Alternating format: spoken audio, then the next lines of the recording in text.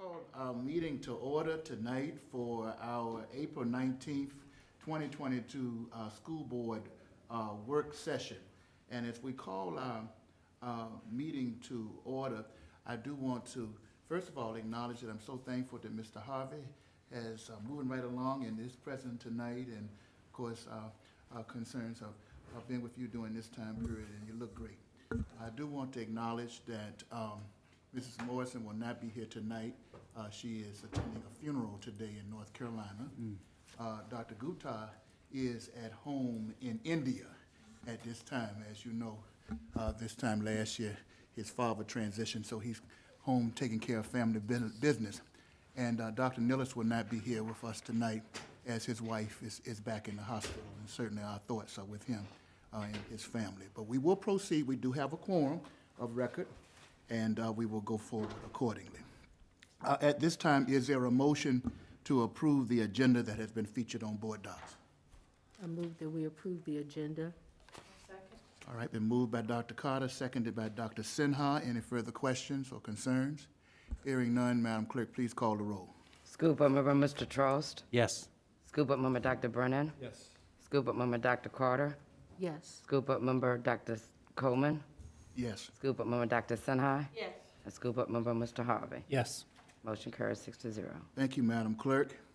And of course, a very significant part of our work, and each of our board members who are not here tonight will be watching the meeting and certainly have either shared concerns or will share their thoughts and concerns reflective of what is said tonight in our special presentation. And so we're going to ask Dr. Edwards now to come and update us and bring on our presenter for tonight. Absolutely, thank you. So as everybody knows, we, in the midst of a facility study, we've had two public meetings, one in November with the school board, one in March which was a joint city school meeting, and now we're having our third meeting, which is really to focus more on a demographic study part of our facility study. So I am pleased to have Blair Smith back with us. He's like one of the family now. You're with us so much. And he's going to lead us through the presentation on the master plan, specifically the demographic study.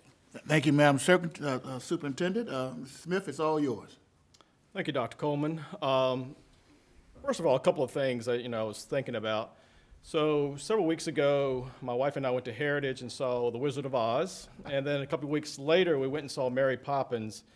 And you ought to be just very, very proud of your students. I mean, they were fantastic. So just wanted to say that. And then secondly, I just want to thank Steve Gasky for working with me for almost 30 years. And he's seeing his way out, so I wanted to have a chance to publicly recognize him. And Steve, I do appreciate your camaraderie and your friendship over the years. So do thank you for that. Once again, it's great to be back with you tonight to talk about, kind of just continue to update you as we go along. I'll be perfectly frank with you. These presentations have been somewhat intentional in terms of how they're delivered and the information we give you.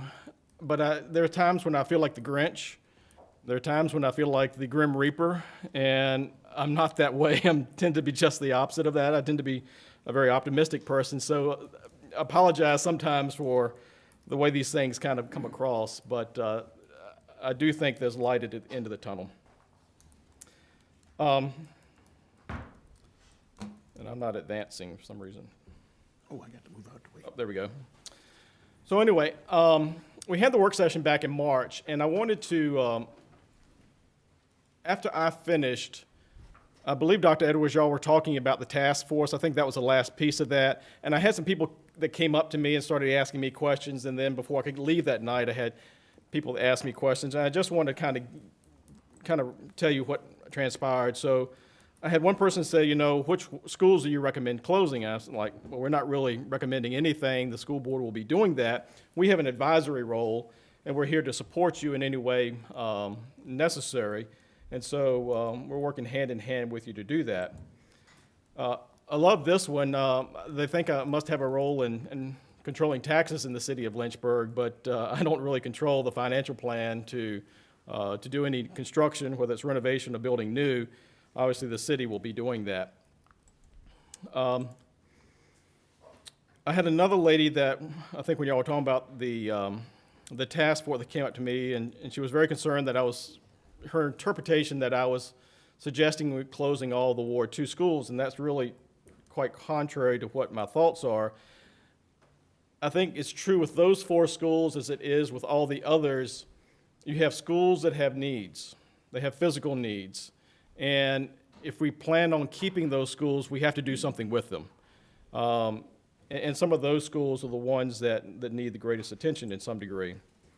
I had another person ask me, is closing schools really a reality? And this was before we had the demographic report, and the reality is probably so, because historically, as I mentioned on March 22nd, your numbers have just continued to go down. Another question, I thought this was interesting, is can the demographic trend be reversed? So not likely. So the number of students, and the number of school-age students or kids in the city is declining. And so your enrollment is declining with those.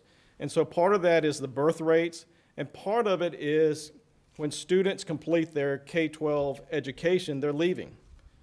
And they may come back, but when they come back, they're not in the childbearing years. And so that impacts not only the school system, but it impacts me as an employer. I do think it could be slowed, but I don't think it can be reversed. The other question I got was, is Lynchburg in a unique situation? And no, not really. And so I went and looked. Bedford closed 2 schools 7 years ago. And when I went to Department of Education and looked at the fall memberships, they still have 2 schools that have around 200 students. Amherst is even worse. They closed 1 elementary school in 2017, but they have a school that has less than 100 students in it. But it's in a remote part of the county, and we'll talk about that in a minute. So that there are reasons for it to some degree.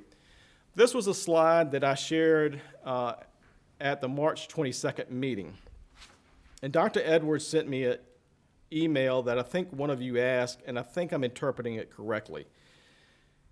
This was showing the Virginia cities, okay, and whether they increased or decreased. And we talked about that the trend was to build new schools that were larger in capacity than what was currently in those localities.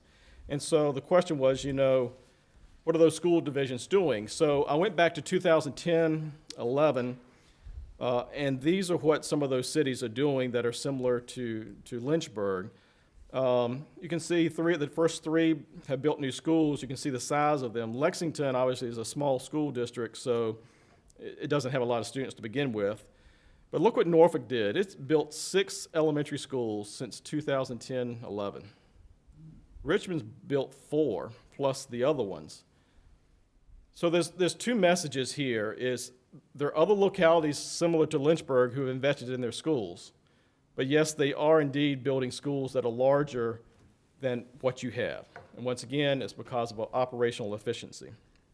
Sir, can I ask you a question? Can you go back to the slide before that? Before you do that, Yeah. Dr. Brennan, Yeah. and I do apologize, Yeah. Board, for establishing the protocol, Dr. Edwards. Did you prefer for him to give the full presentation, or should we? I don't care.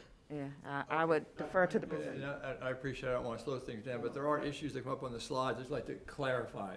Very good, go right So ahead. on the slide before this with increasing and decreasing, this is talking about school enrollment. Is that correct? Are this population of the cities increasing? No, this is enrollment. Is enrollment.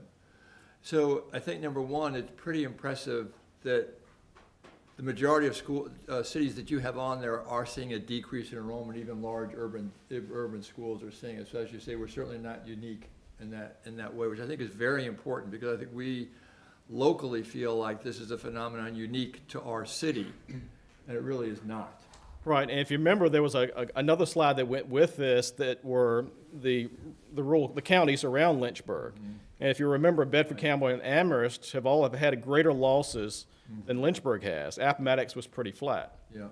And that is because of the things you point out. It's population fluctuation, mostly population fluctuating out, or birth rate. It's all the same process that's affecting these various areas. Correct. Thank you.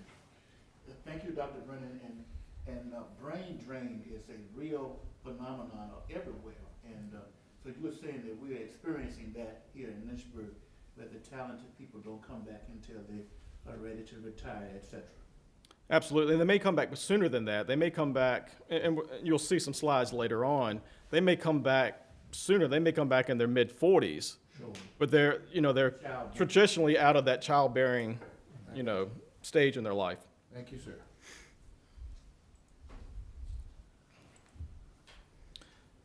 So these are the tasks that we've done. The demographic is complete. That has been sent to you. We gave you a draft of the facility study, which include items 2 and 3. We continue to tweak these things, and you notice probably on the cover of that it said draft. I think it was dated the 12th of April. We're continuing to update those things as we go along, so it is not a finished product. It's very fluid still. Nothing necessarily of consequence. It's just cleaning up things and adding some things here and there. Number 4 is not part of our agreement. We'll talk about it. And number 5, we're here to support you as necessary. So let's talk about demographics. I thought this was interesting. So the country does a census every 10 years, right? Okay. So the detailed information for the 2020 census has not been issued yet, has not been released. It won't be released until August. And it just blows me away. I've had to stay in business for the last 2 years. And these got people crunching numbers. I don't get it. But that hinders to some degree projections that we do, because students are tied to the overall, population of a locality. So that's a little bit of a challenge, and so that's a little frustrating that it's taken 2 years to do that. But that's neither here nor there.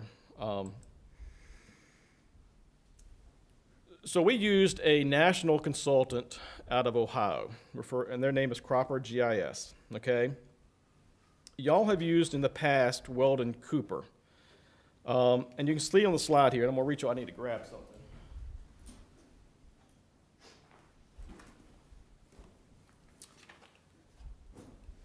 We wanted to use somebody different than who y'all had been using to give you just a second viewpoint, right? And so they do things differently. Weldon Cooper really relies on birth rates, like when a child was born to when they enter kindergarten. And they do some ratios based on that. They rely a lot on new housing, and they rely extremely heavily on historical enrollment trends, okay? So what you will see typically with Weldon Cooper is if you plot their numbers, it's either going down linearly or up linearly. It's not up and down. So you may end up at the same point in 10 years, but it's not as precise as the methodology that Cropper uses. I've always heard that Weldon Cooper's methodology is better suited for suburban counties than it is for cities. And the reason for that is, and I could be completely wrong, but this is what I've heard in the past, is since they rely on new housing as a means for doing their enrollment projections, we just don't have many places in the city of Lynchburg to build new houses. We have places we put apartment buildings, but apartment buildings and new houses aren't the same in terms of who occupies them. And so that's one of the challenges.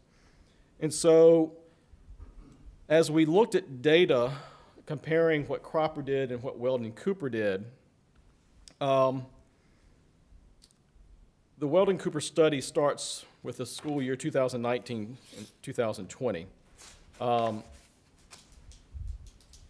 We got historical data from from the administrative folks here, so, that's what we're using as our starting point. In the grand scheme of things, there's not a whole lot of variation in 10 years from what Weldon Cooper is saying versus what Cropper GIS is saying. It's 82 students different for the elementary schools. That's all it is. Now, what we'll talk about with Cropper in a minute is they are projecting an increase in the elementary school numbers, where Weldon Cooper is projecting that downward trend because they tend to be more linear. And we'll talk about that in more detail in a minute. When you look at the middle school out of the 29-30 school year, the difference between the two is only 15 students. When you look at the high school, it's 57 students. So it's not that great. The total enrollment only varies by 10 students between the two for the 29-30 school year. So I think all of them tend to be pointing in the right direction. It's just, I think you can probably see a little more accuracy year to year with the Cooper study, or the Cropper study rather, than the Weldon Cooper. So that's important. The other difference between the two is Weldon Cooper does not include your pre-K students. And so, I don't know how we lost the screen, but I guess somebody will notice that. There are currently 268 pre-K students in the division, okay? And so what Cropper has done is the number of pre-K students is purely dictated by you. You could have more, you could have less. And so we haven't tried to, or they haven't tried to project the pre-K students in the future. Now, I think I heard you right, Dr. Edwards, that there is a waiting list pre-K wise. Mm-hmm. So, I mean, you could increase your enrollment just purely by adding more pre-K students. So, just something to think about. You may wait on the screen, or you may keep talking? I don't. I have a hard copy. Yeah. Okay. I have mine. All right. It's So anyway, available let's. online too for folks. So let's watching. talk about the fertility rate. And so the fertility rate is, the bottom line is we just don't have enough childbearing folks in the city. And so the fertility rate's down below the break-even point, okay? So we just don't have enough moms and dads to keep the population stable or even up. And the folks that are coming into the city, tend to be different than the folks who are leaving. So that age from 18 to 24 are really leaving the city for either college or employment or for other reasons once they graduate. But the three primary reasons that Cropper points out for the enrollment declines are high empty nest households, that would be me, low number of elderly housing units turning over for younger families because they're staying, so it's a good place to retire, and a flat migration rate for young families coming to the city. So the young families are not moving to Lynchburg, just like they're leaving once they finish. The median age is also going to increase from 31 to 33 in 10 years. So we're going to have an older population, and part of that's because the population's getting older, okay? Cropper uses existing home sales, so turning over existing homes versus new homes is a way of doing this, and it tends to be more accurate in the cities. And so the rate, how many, and the magnitude, or how quickly, and then how many, and the price of these home sales are a dominant factor in terms of looking at not only the population of the city, but also the enrollment change. The city is going to grow in population, so it's going up, okay? So by the year 2030, it's going to be about 81,430 folks in the city. That's about 2,000 more than, or about 1,500 more than what it is in 2020. The school enrollment's doing the opposite. It's going down. So they're expecting in the next 10 years about a 2% decline. We also looked at the percentage of the students enrolled at LCS as a percentage to the population in Lynchburg, and obviously that number is decreasing as well. So back in 2010, about 11% of the student the student population, or student enrollment, it was in relationship to the population of the city. That's when it dropped to about 9.4%.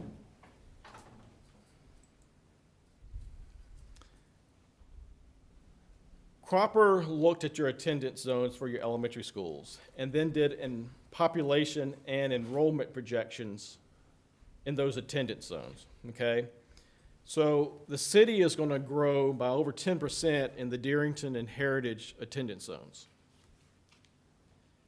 At the same time, the school enrollment is going to grow in the Bedford Hills, Darrington, Heritage, and Sheffield attendance zones by about 10% in those, okay? If you look at where it's flat or declining, they feel like in the Bass attendance zone is really going to take a hit, about 12%, and then a modest decline in Lincoln, T.C. Miller, and Perrymont. And then with Bass and Sandusky, you see kind of a flat gain there. But once again, we're talking about a gain in the overall and elementary school level, so that's not a surprise. So let's talk about that a minute. So they're estimating that after the 23-24 school year, the elementary school enrollment will increase slowly. But don't think this is a trend. It's just a high point, and then it's going to continue to go back down more than likely. Middle schools are going to continue to decline, as well as the high school. And you can see here on the screen that the division enrollment will decline by 1.9%, or about 150 kids in 10 years. And as I mentioned earlier, the projections do not include anything for pre-K. Mr. Chair, can I just? Sure, please. Sure. Just to keep things on track. So, Larry, I think this is also very interesting in that when you look at the enrollment of students between 2010 and 2030, the number of students that have left, particularly what you predict from 2020 to 2030, is very small. Talking about 150 students, a decrease in that over the 10-year period. And the total change from 2010 is less than 1,000. It's like 800 and something students. So just again, to clarify, when people talk about thousands of students having left the public schools, in fact, there was less than 1,000 left over a 10-year period, which is to now, and you're predicting a remarkably small decline over the next 10 years. Now, it's not good by any means, but as far as the suggestion that some people make that there's a huge exodus from the public schools, it really has not been that large. Is that fair? I think the point is that from 2010 to say 2020, the percent decrease is greater than what it will be from 20 to 30, that it's slowing or flattening. Mm-hmm. Not going to stop, but I think it's obviously it's slowing down. Right, and we're clearly talking about, what we're really interested in is the total number of students that will be here in 2030. So it doesn't matter, but just as far as perspective goes, that the change has not been all that great. You're correct, and it also is reflective of a similar trend in just general population. So it's not like the school-age population is going up, but LCS enrollment is going down. Both are going down. Right, yeah. Right. So the trick is getting as many of those students Right. in the school system. That's the Yeah. trick. Yeah. And that's the way you start to slow the decline even further. When we look at the population of the city, I don't have an exact number, but it appears somewhere between 500 to 550 students are being homeschooled, and this number is up due to the COVID years. And so does that come back down? I tried to get an idea of how many City of Lynchburg students were in private schools, and I wasn't able to get that. But there's a fair amount of students in that as well. As you see on the second bullet point there, from a population standpoint, these are the age ranges that will be growing the fastest in the next 10 years. And once again, you're seeing this group from 35 to 49 that, once again, are out of the childbearing years, and then the older population.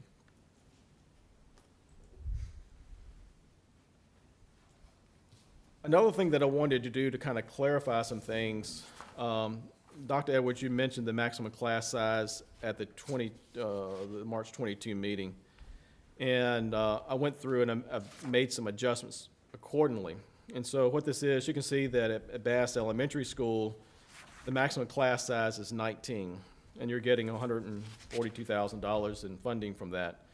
I think all told, this is like $1.8 million. And I believe this is funding for this coming fiscal year, I believe is correct.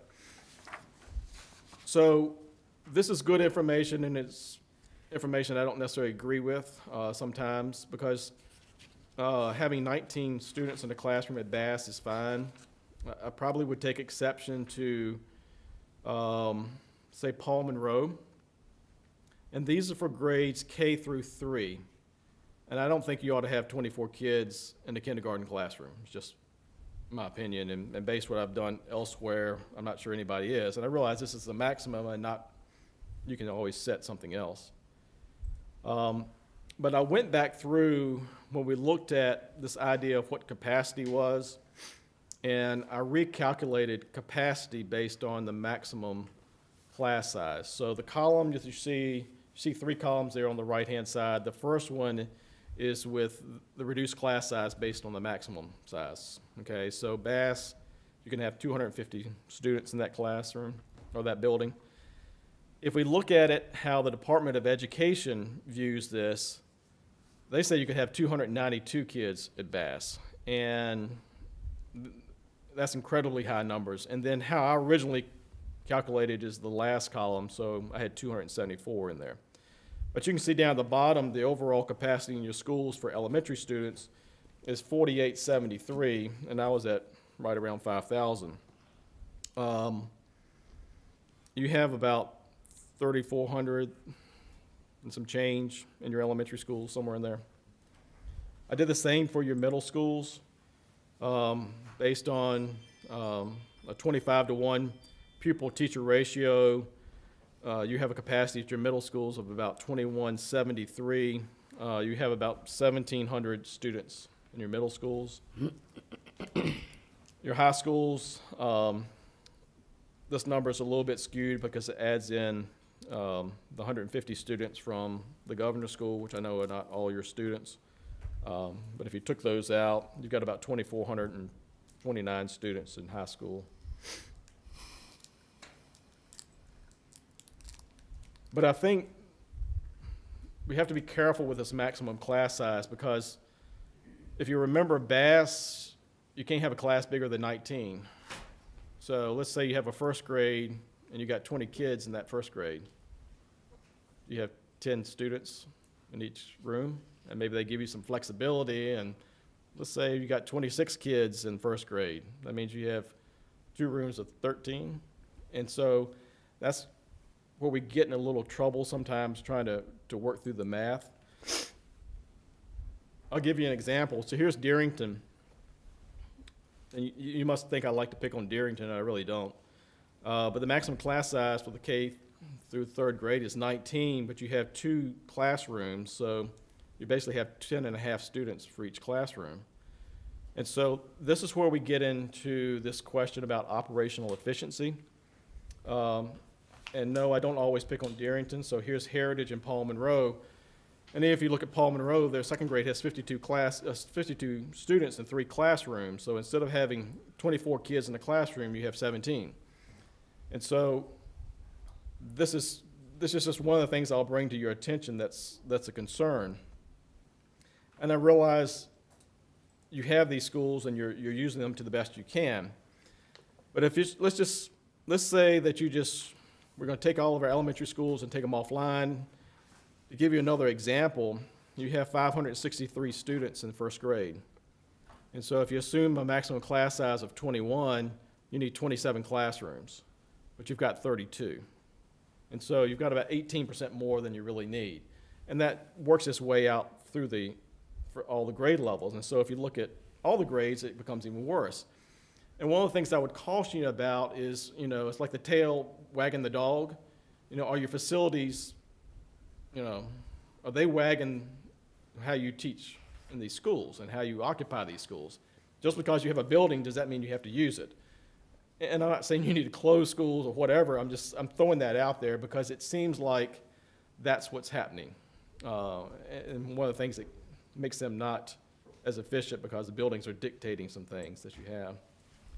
So once again, if you kind of wipe the slate clean, if you look at your elementary schools, including Hutcherson, you need 178 classrooms, okay? And that's at 100% capacity, and there's no such thing as a school that's at 100% capacity. We talked about we need to be somewhere in the middle, and 87% was a good number, so that means you need 204 classrooms, you got 224, so the math says you have to have a surplus of 20. But I will caution you that it's not that easy. You just can't pull 20 classrooms offline and expect this math to work, because it doesn't.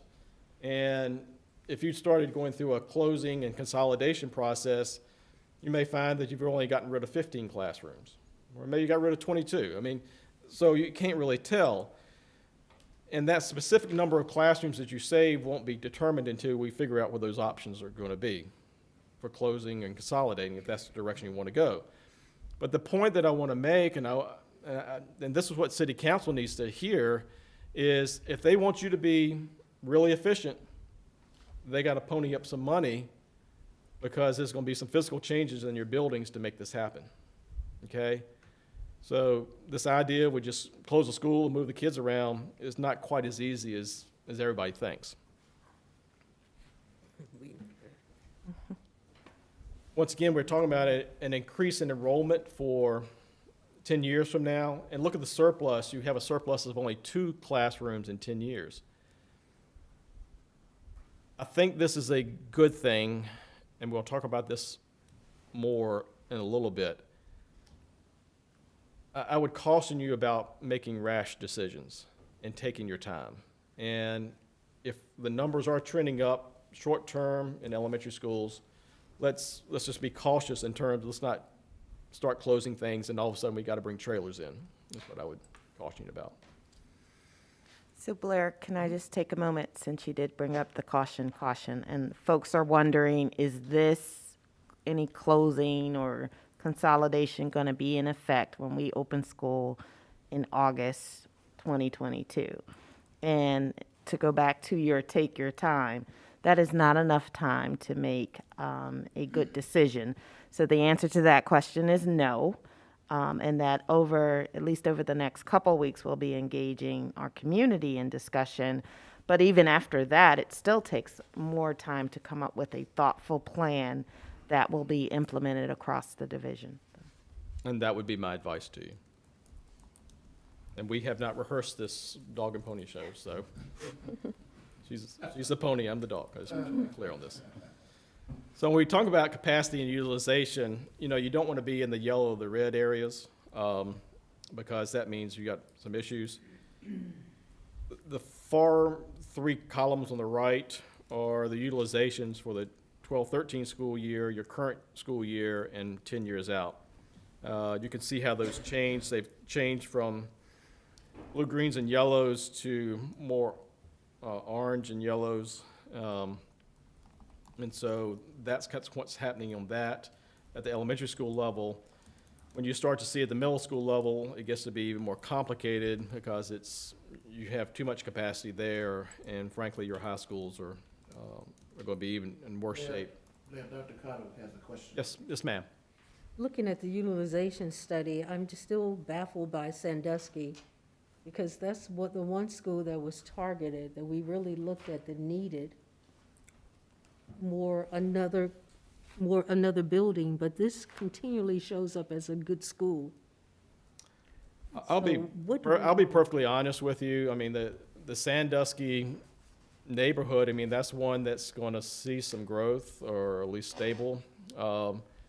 It's full, and the building something needs to be done with the building, but it's not like you don't have kids there.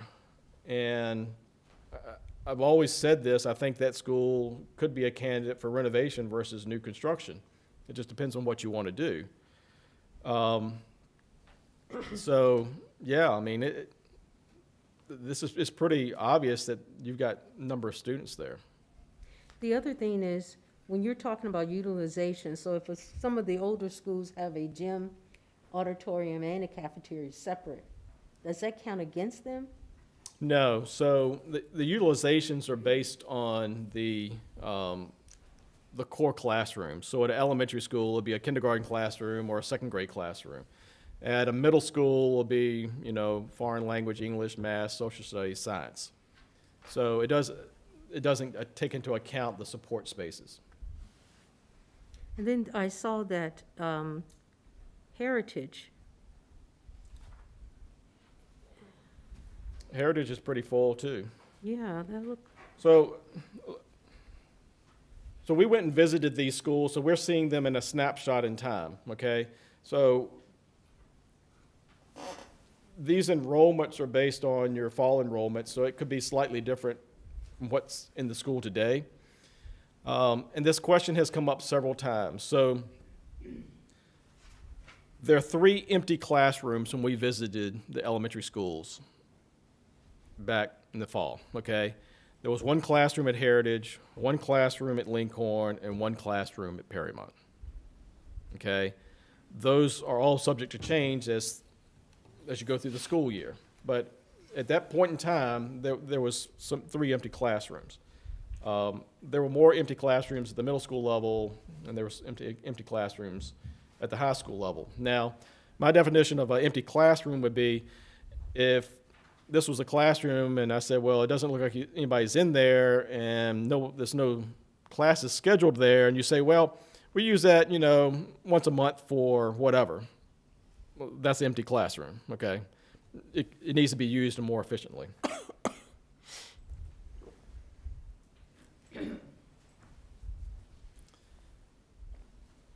So this question about, is Lynchburg unique? And the answer to that is no. So I've given you Lynchburg and 4 other cities, okay? And I've compared the land area, the number of elementary schools, enrollment, and the average school size, just to give you some idea of comparison. And so when we start talking about closing and consolidating schools, in cities, one of the challenges is that cities tend to have more denser neighborhoods. And so neighborhoods are very important. It's not like a neighborhood in a county is not that way, but you have more of these tightly knit neighborhoods. And so when you take a school offline, it really has an impact on those neighborhoods. So it's different when you're in the county.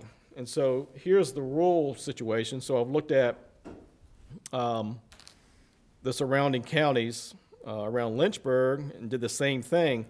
The challenge with the rural locality is like in Bedford and Amherst, you have schools that are at the far ends of a county, but there's a population there that they have to serve, and so they tend to have some inefficiencies with that. And then if you go to close that school that's out the outer realm, then you have problems with travel times on buses.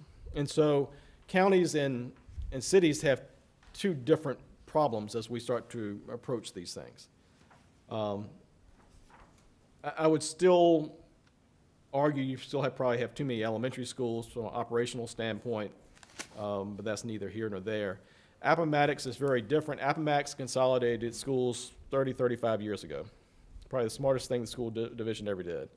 But all of those are located, and obviously Appomattox is a small county, but it's located all in the town of Appomattox. I'm not going to revisit the facility condition assessment tonight. We sent you that. In the reports you got were some links, some hyperlinks if you wanted the detailed information. You just can click on that and go to that. Same thing's true with the educational program. I'm not going to beat that horse anymore tonight. So let's talk about the future of education.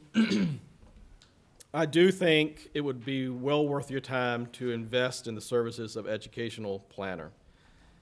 I don't think you can plan these schools and know really what you need to do in terms of closing, consolidating, changing, altering, adding to, replacing, until you know how you want to teach and how you want to educate and how you want to learn in the future.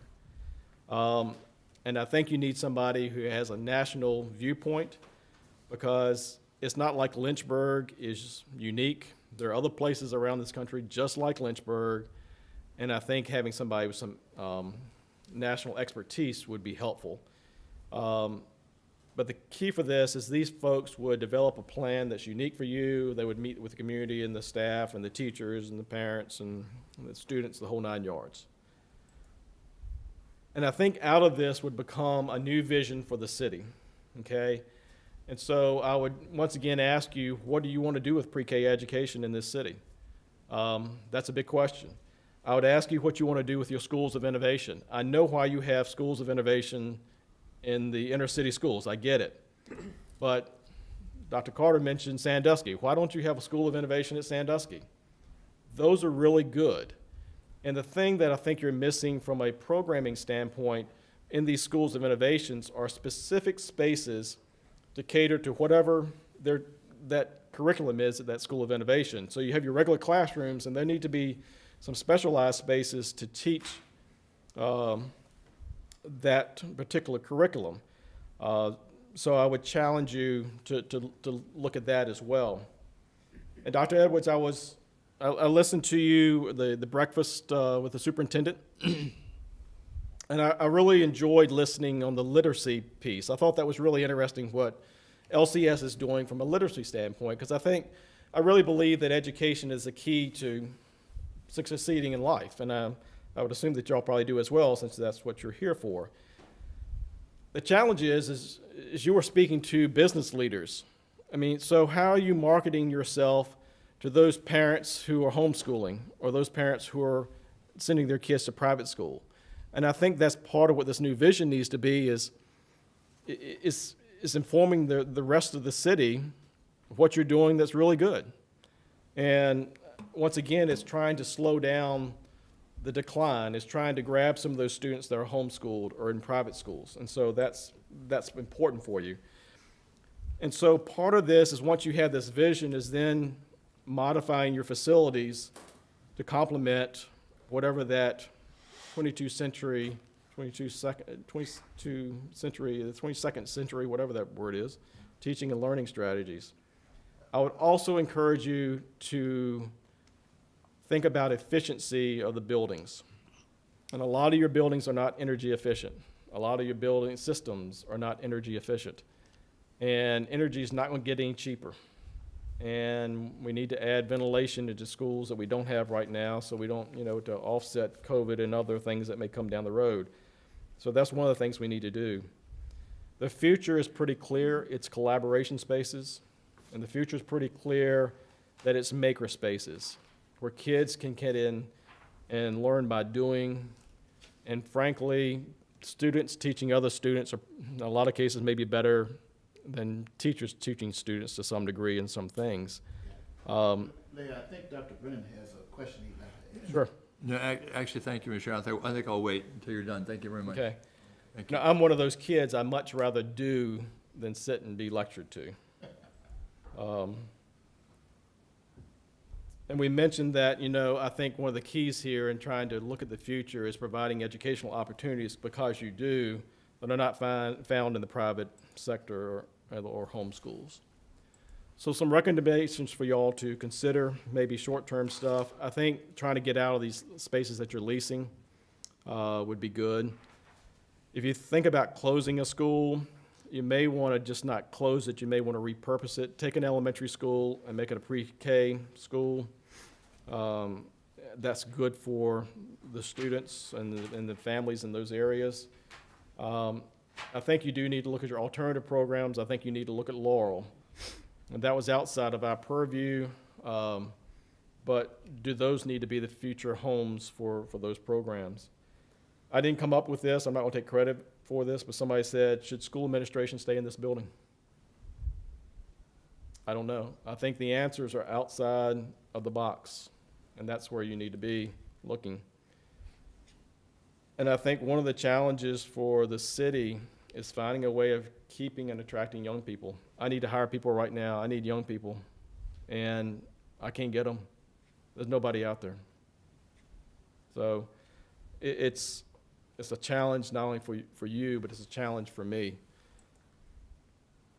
Your role really, and I think you're going to start doing this, is meeting with your communities, and I think that's very important. One of the things that I would challenge you is balancing the needs of the division, and I know you represent different districts, but balancing the needs of the division versus the individual schools, and that's hard, but you've got to see the forest and the trees. And if you're just looking at an individual school and what's going to happen to it, you're going to miss out on what the needs of the division are. I think there are probably 3 options that you could probably come up with that are different. And then you can have something for the public to discuss, and then y'all can make a final decision from there. We want to be with you as this process moves along. You may need to do some groundwork first, but we're here to support you, whatever that means.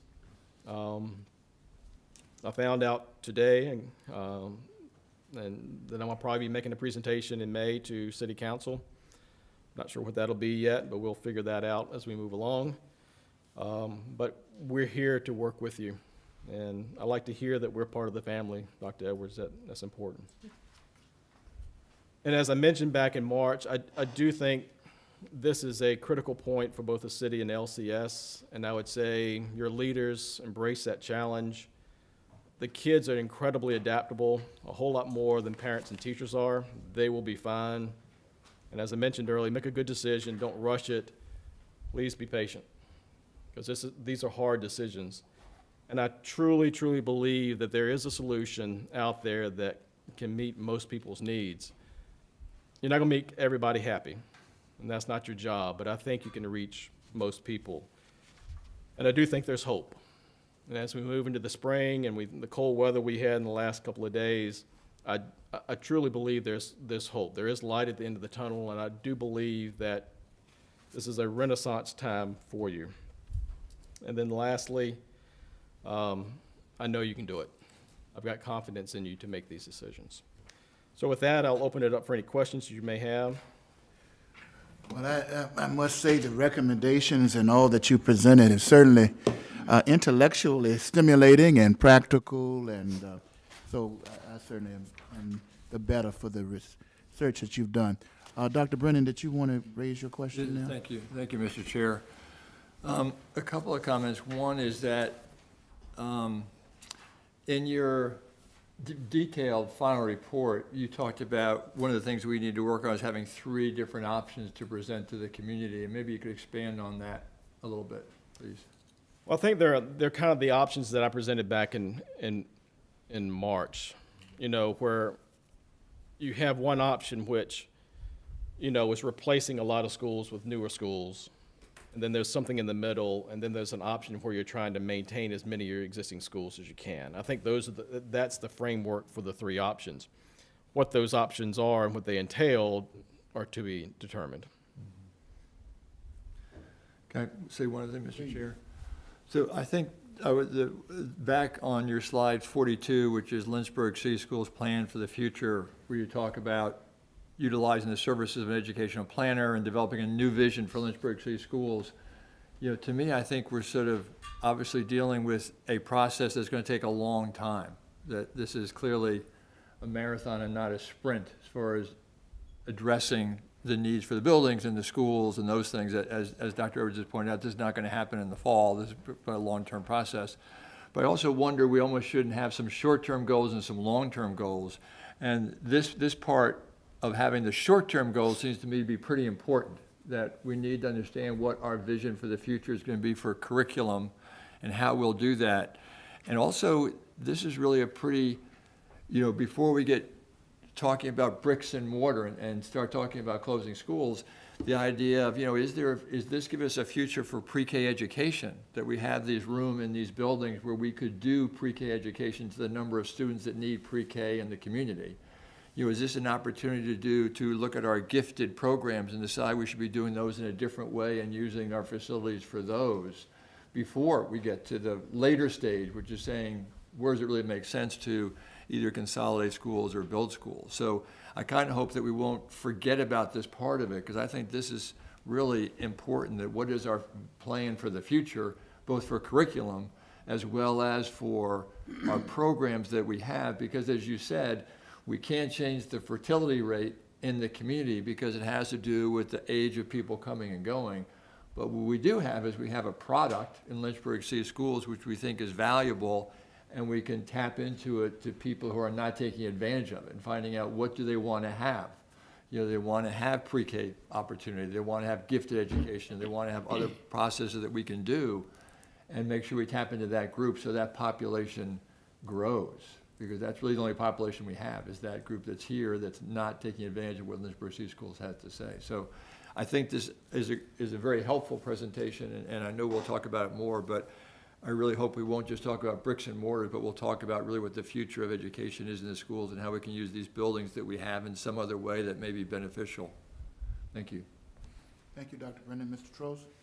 And just to follow up to that, my understanding is the role of an educational planner, would that role help facilitate what Dr. Brennan is speaking of in terms of helping us assess what the educational future would look like? Correct. They'll look at the current pedagogy and talk about, you know, where the trends are going into the future and how you do that. And they can do really from nuts and bolts. I mean, they can do training of your teachers as well, you know, to try to get them moving in a different direction. So, but yes, they would help you develop that vision. Unless we have, or do we have the capability in-house to do that? I don't know. It would be helpful to have outside. Outside. To do that, yes. Thank you, thank you. All right, Mr. Harvey? Thank you, Mr. Smith. I really appreciate the presentation. A lot of really good information to chew on. Especially I appreciate sharing the demographic study, because one of the things that I found interesting, and I think we talked a little bit about that already, is we see this kind of trend that kind of does this and then starts to go back down, but then we again look back at 2030, we're kind of, I don't want to say we're flat, but we're kind of balancing out. So we can't look at short-term 5-year, we got to look at that 10-year as the minimum. I think I agree that everything is trending downward, but it's not a steep decline. As you mentioned in your earlier presentation, this is kind of doing a little bit more of this. And if we get into just looking at this evened out averaged decline and just simply trying to project that, that's not going to work. We might be projecting out, you know, into 2050 and come find out there might be some type of change that will happen in the future. So I think that's important that we keep that in mind. Also, you know, I want to tag in a little bit what Dr. Brennan really talked about. You know, with one of the other hats that I wear is with early childhood education. And that to me is something that's kind of, I feel like it's kind of missing. We don't have enough information about, because I mean, you might know this number right off the top of your head, Blair, but how many kindergarten students do we have in the city of Lynchburg on average? I can look it up.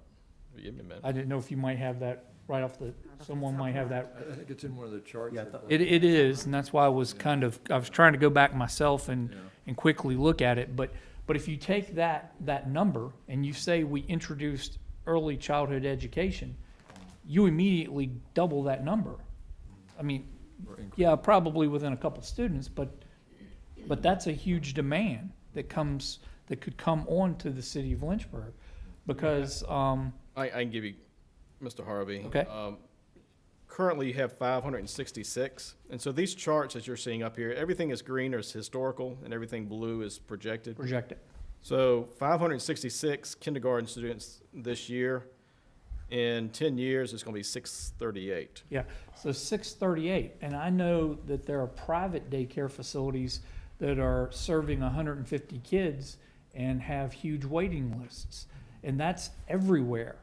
Early childhood education is going to continue to be in demand, and I think that's something we really do need to make it a point to address. And I think we need to have that more encompassed in what we're looking at. And I think that's one of the things that an educational planner will tell us. I mean, we've already seen presentations on that. We, through the Legislative Advocacy Committee, talked about that with their state legislatures, that we would like, you know, more focus be put on early childhood education. So I think that is one of the places where the city of Lynchburg can really take a lead with our Lynchburg City Schools. And And that's going to be critical for us looking at facilities. Agree, Dr. Sinha? Yeah, I would agree with that. Pre-COVID, we had a pretty significant shortage of space for preschool, pre-K, even just daycare, let alone early education. And of course, you know, there's a lot of research to suggest that if we're really going to close the opportunity gap, which translates to an achievement gap, but it's really an opportunity gap, then we need to start early. And like I've always mentioned, you know, my daughter's preschool experience was hybrid, Head Start, full pay, and you couldn't tell the difference in academic ability between what you would think disadvantaged versus advantaged students would have, because they were equalized in terms of their education. Plus, if we go down to age 3 and above, which is where the need really exists in terms of just parents needing a place for their kids, then we get a even earlier start on this. So I think it would be a real advantage for the city of Lynchburg to claim that we have this available. It's funded through public education, and it you know, it starts feeding students in, and it can really, I think, close this opportunity gap that we see in students, because if they're coming here at kindergarten not having had quality preschool education, they're already behind, already. And it's hard to catch up once you're behind. We've invested and infused a lot of services into K through 3, but maybe some of that's better spent on age 3 and 4 pre-K. So I would really love to see that be part of this bigger vision for our city and for closing the economic and opportunity gap that we have in this city. Oh, and I also want to say, I want to vouch for the McKibben demographics. I actually went to graduate school with Dr. McKibben, and so I know he comes out of a really good program, if I might say so. So a good choice of he is an expert on school demographics, school enrollment projections, and so he's been doing it for a long time, and so I just vouch for him. Thank you, Dr. Sinha. Dr. Carter, did you have any additional questions at this time? I do like the fact that you are stating that this is not a small task and that we need to be patient, because when you see that we're over 20 class sizes, I mean, I hear people say, well, just, you can easily find that. That can be easily done, and it's not as easy as it sounds. And I also want us to really be intentional and methodical with our plan for the future, especially looking at the alternative education programs where students can go the full time, and just looking at all of the factors, the gifted programs, and how we can better incorporate those in either in single schools or in all of the schools, just to really look at all the options as we are doing this. And One other thing I should have mentioned with the demographics, so take TC Miller, for example. So it's a school of innovation. So it's pulling students from across the city, right? And so the projections for TC Miller's enrollment in 10 years, if it's getting, say, 10% of its students from Lincoln, that's what the projection has. The projection didn't change the percentage of students coming from other schools. Does that make sense? Mm-hmm. I mean, it's kind of a wild card anyway, but that's the way that was done. Dr. Brennan? Mr. Smith, you mentioned about the 3 different options and perhaps in an earlier plan. I was looking at your presentation you did, I think, back in February, and I didn't see it there. So perhaps if you could maybe pull that, not currently, but if you could just send that to us or somehow get that to the board members. And in your presentation at that time, you talked about a master plan committee. Is that something which comprised of central staff, principals, faculty, perhaps a board member, I think community members? Is that something that was going to be done during this process, or is that maybe that next step that talks about what the plan for the futures for the schools are, to have some group that's looking at that? As far as a recommendation that you would have, where we go, the next step in the future? Part of it, I think, was a response to previous projects. I think part of it's a response to what I'm seeing interest in city councils and their involvement. But I've always thought that it would be good for the folks who do the educating and the people who do the financing to be together to help come up with these options. So this, if you see on the screen here, the three options. This is the first one. This was presented in March. And so this is, the first one is on, if you're focusing on efficiency. And so you can see here, there's construction of new schools, and then there's renovations and additions to some of the schools and repurposing of other schools. And then the balance would be maintenance. And then the next one is and the wording's very specific. It says construction of a new school. If you looked at the last one, it was new schools. And so that was somewhat intentional. And then the third one is not building any new schools and reusing what you have. I think all three need to be looked at. I'll let you go through this process. I have opinions on the three that I can share down the road with you after you've done some legwork. Right. Thank you very much. Thank you, Dr. Brennan. Dr. Carter? Mr. Smith, on your demographic study, one of the variables used was homeowners for the different schools. So why was that variable picked? To see whether they're transient students, or to see whether or not students, if you're a homeowner, you stay pretty much in your area? So I'm gonna pull back the slide that has that in there. So this is one of the things comparing the Cropper versus the Welding Cooper. So as I mentioned, Cropper, from what I've always heard, is better suited for suburban counties because they build large housing subdivisions, and so there's a relationship between the number of new houses, and the number of students in school.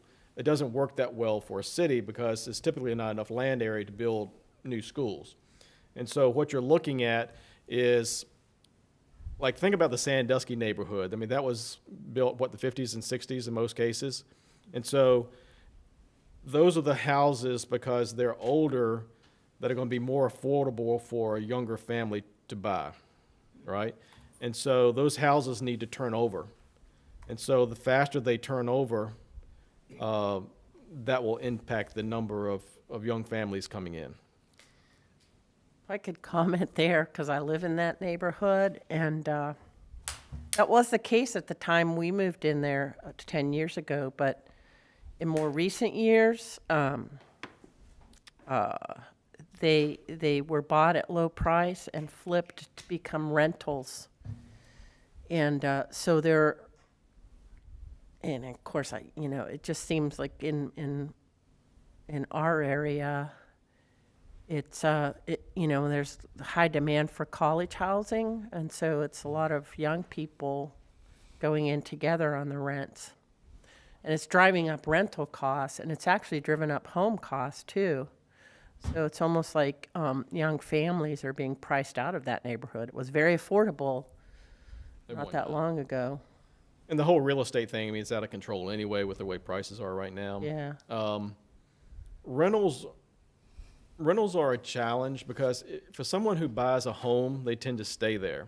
And so if I bought a house in the Sandusky neighborhood and I've got small kids, I'm probably going to stay there, at least 5 or 6 years. And so you kind of plan on them going into a school. Rentals, you could be here 1 year and out the next. And so it's tough. All right.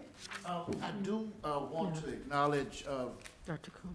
So, but going back, so the variable of being a homeowner, is that a positive or a negative? For the Or school it's system, just a home ownership is great. You want that. So that helps your enrollment. Owner-occupied household. I mean, you still get students out of rentals. I'm not saying you don't get students out of your rentals. It's just they're inconsistent in terms of which schools they go to, because they may be here in a year and then they move to another district, or another school division, or attendance zones rather, another year. Or they may move to the county. It's just people who invest in home ownership tend to stay for at least a period of time. Oh, all right. I do want to acknowledge that Dr. Gupta is watching our meeting from over in India, and it is a completely different time zone there, around 2:30 or so in the morning. But he does have a question, and I would like to raise that, as I promised, and then I have a statement from Susan as well. Some people, this is from Dr. Gupta Blair, some people have been claiming that London Bridge is falling down, and it looks like that's not true. Could you please ask him if this statement would be true? You know, beauty's in the eye of the beholder, right?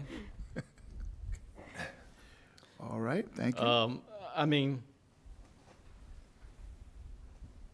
I think the reality is the world is not falling apart here at LCS. I mean, I think you're doing some really good things. I think maybe the whole world doesn't know that, and that's a challenge for you. I think the reality is your school division is declining in enrollment, but it's not your fault.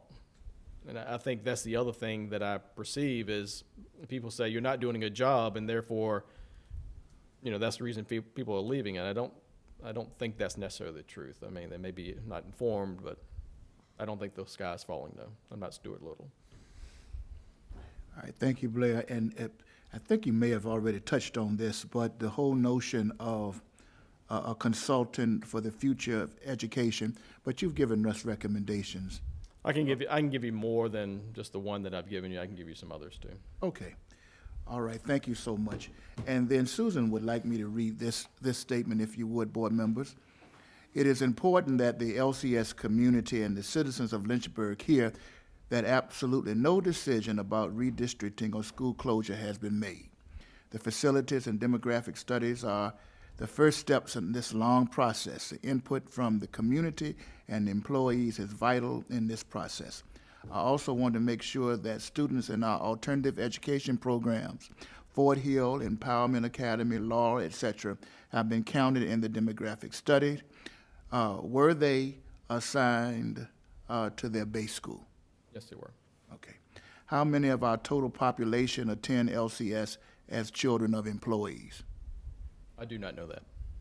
As we continue to move through this process, how do we know or understand the impact on our ability to transport students? Read that again, please. Yes, sir.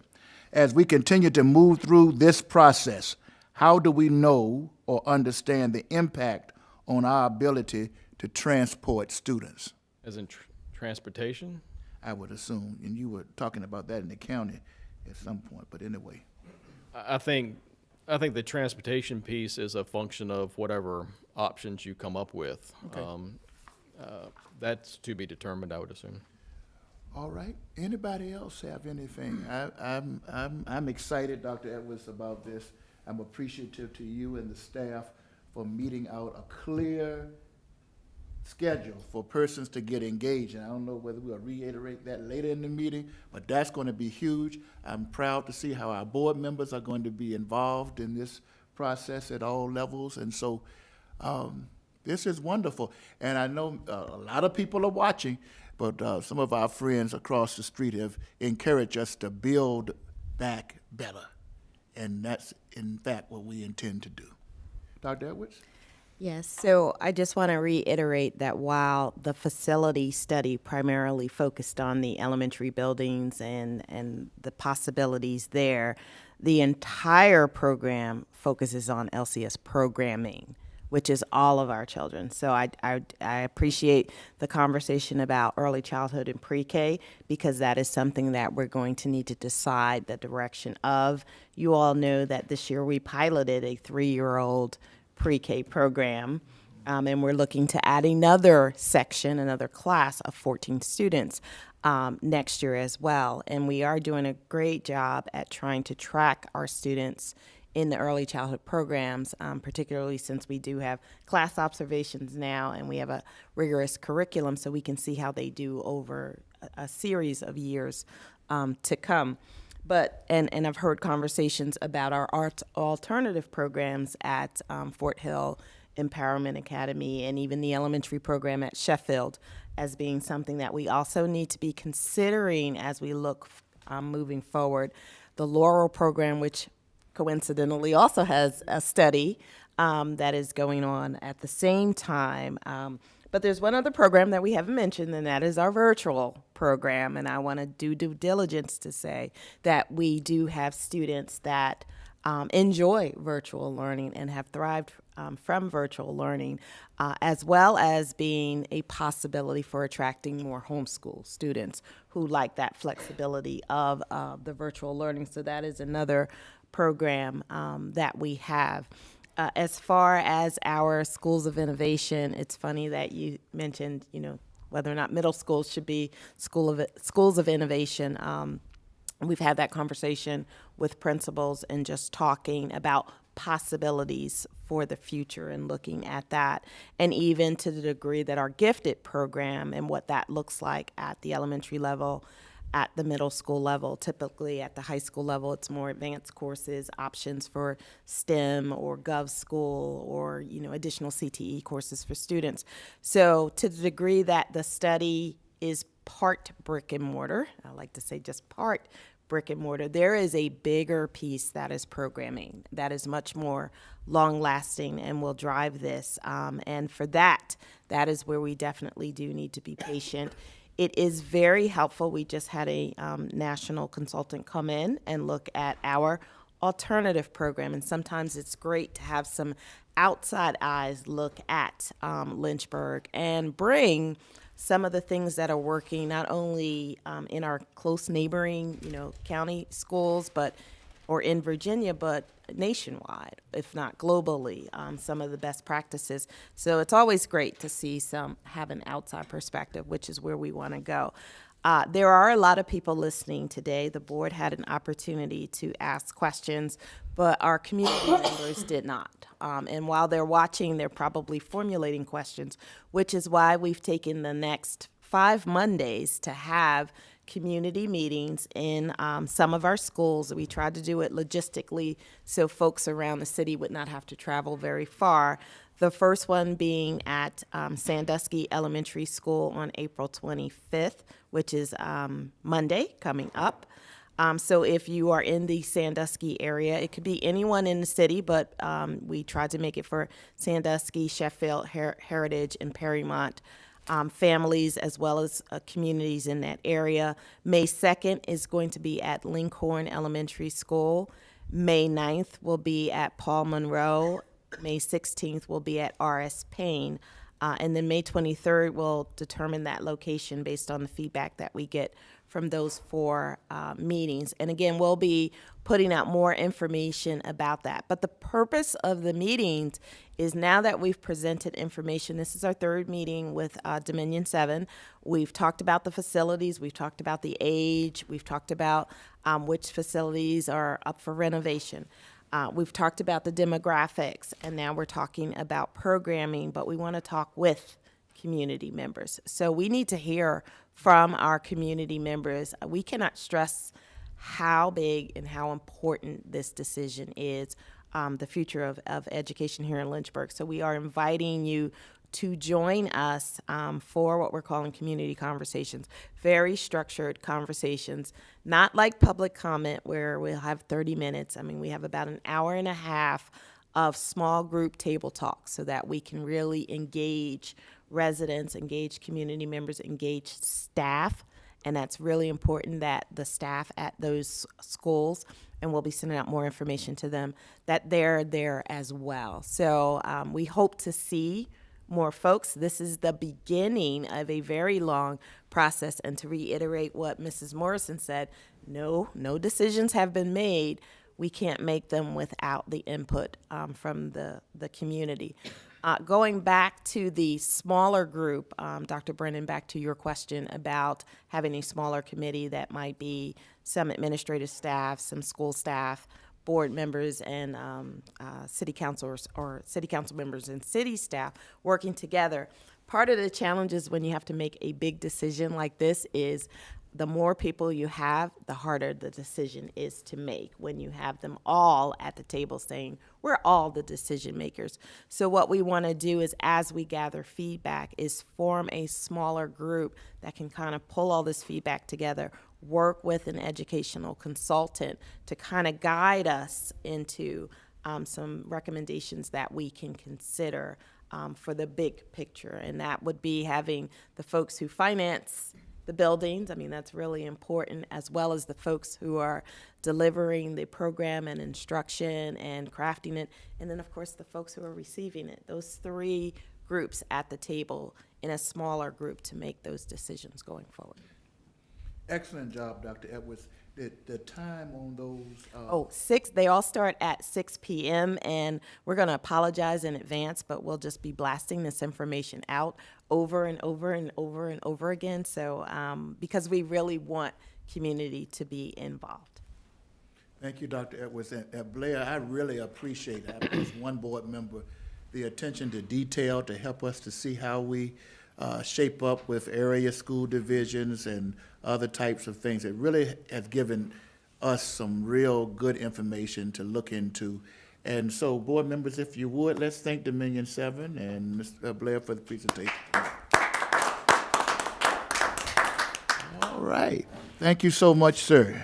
All right. We will now, I think we can move pretty nicely through the rest of the way here tonight. And at this time, we will move into Section D, which is our school board policy discussion. And the governance policy review, Dr. Edwards.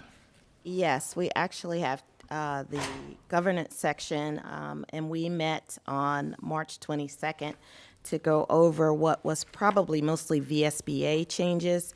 So you have a list of policies that were in board docs. This is first reading. So for the BB policy, there was just a reference to changing it to the law instead of code. I will say for policies BBAA, BCB, BCEZ, BDDA, BDDFZ, and BF, they all have one thing in common. You'll notice that VSBA is moving away from using the word shall. So in a lot of the updates, you'll see shall has been taken out, as well as adjusting pronouns in some of those policies. So those were the major updates in those policies. BDC, which is the closed meeting, there was a update to reference the code in number 13. So you will see that as well. And then board member in service, which is BHB, which is also VSBA update. There is some information in there. We did take out the practice of allocating funds for the school board approval. When we build the budget, we always build in money for school board participation in professional learning, because you all are just as important to the educational community as every other member here. And there was a statement that when we reviewed this with Hope, that it is not required for appointed boards. So there's a line in there that speaks about boards, but there's just a slight difference for appointed boards. So I just want to bring that one to your attention for review in that set. Any questions about any of those specific ones? Dr. Brennan? You have No, anything? I had no comments on the All right, this is policies. for discussion tonight, and so we'll bring this back, Madam Clerk, at the May 3rd meeting, correct? Yes. All right. Thank you. Thank you, Dr. Edwards. All right, our next item for discussion tonight is D2, which is a continued discussion on policy BDDHZ, public participation in school board meetings. And before Dr. Edwards may or may not want to have a word to say on this, we do have tonight, each of you should have received from the clerk, the old policy that we looked at, I suspect, at our April the 5th meeting, which helps you to appreciate with the red and the green and the crossouts. And then the new piece that was looked at And also, we went back through the minutes of the tape of the April the 5th meeting and just chronicled what each board member said in the discussion. And Dr. Sinha, I did report out what you wanted me to share. I saw that. Yes, ma'am. So that's on here as well. And then I have my notes from what we shared, and maybe we can, and also you were given, once again, what Mr. Harvey had given initially, as well as another statement from Dr. Brennan that I received today. So you've got all of these little ancillary pieces to look at as well. But Dr. Edwards, anything you'd like to say on it at this time? Just that we're trying to make sure that we capture the policy as the board would like it to be codified. Remember, we're doing this because we picked up some COVID practices that we thought were great to keep with regard to the voice message, but also trying to tighten up existing practices so that we have a smooth attending board meeting. So I think there were some changes, and I did note Dr. Brennan's change for today is probably not on the new Okay. version of what the two that you have. I was traveling back, so I didn't get a chance to read everything for today, but I think if we take a look at the existing, or I'm sorry, the one that's marked new. New. Okay. The one that's marked new, and then add to the new or subtract from the new so that we can make sure that we get it correct for what we want to include. All right, board members, once again, tonight, this is for discussion. It could have possibly been for a vote. 1/3 of our board is not present tonight, and so I would be very comfortable waiting until May 3rd. But let's have some discussion on what this new piece looks like, whether it has captured what we stated last time, and then we may want to give some thought to Dr. Brennan's new piece that he's bringing to us. Well, it's really not new, but in a sense, bringing to us as well. So, Dr. Brennan? Is there, Commissioner, if I could just comment on the piece, so I think that I'm just trying to add a piece to allow people who want to be here in person could sign up prior to by contacting the clerk of the court, rather than just doing that 15 minutes before, just in case they can't do that. So I think on the last page of what we received in our handout is that phrase saying that persons desiring to address the school board in person shall contact the clerk of the school board no later than 3:30 p.m. on the day of the board meeting, or by signing the public comment form, which is the same time as for the voicemails. So that's the piece that would be Added in. added in, yeah. Yep. All right, does any board, yes, Mr. Harvey? Yeah, and I would support what Dr. Brennan's recommending here. The only caveat I'd like to offer Okay. is that list then becomes the sign-up sheet. So those who have Yep, scheduled ahead of time are, on the you list. know, because we're now stipulating that there is an established order, Mm-hmm. and so therefore we shouldn't have two separate lists. That list starts with the clerk, she brings that list, and then that becomes the 15 minutes ahead of time, that gets placed down and people add to that list. So we have one consistent list versus having multiple lists. Because we had that issue at one meeting where we had multiple lists that we had put out. So just like to suggest we have one. Now, in keeping with that, Mr. Harvey, and I'm just thinking through in my head, with that one list, I know at the previous meeting that Dr. Carter was concerned about someone signing the wrong list. So is that going to be one list with the different categories listed for people? Or how is that list going to, what's that going to look like? However the board would like for me to do the list. If we do one list, I can bring it downstairs and put it out front. Yeah, but The names will automatically be but on would it. it be designed in such a way as these are persons that are students, these are parents, this is? They can identify. You just have a We column could that have you them check. identified. Yeah. So you can have the list where they just sign up in order. So if you're taking it by phone, here are the first 5 that called by phone, then here are the next 5 that signed up here, and that's 10.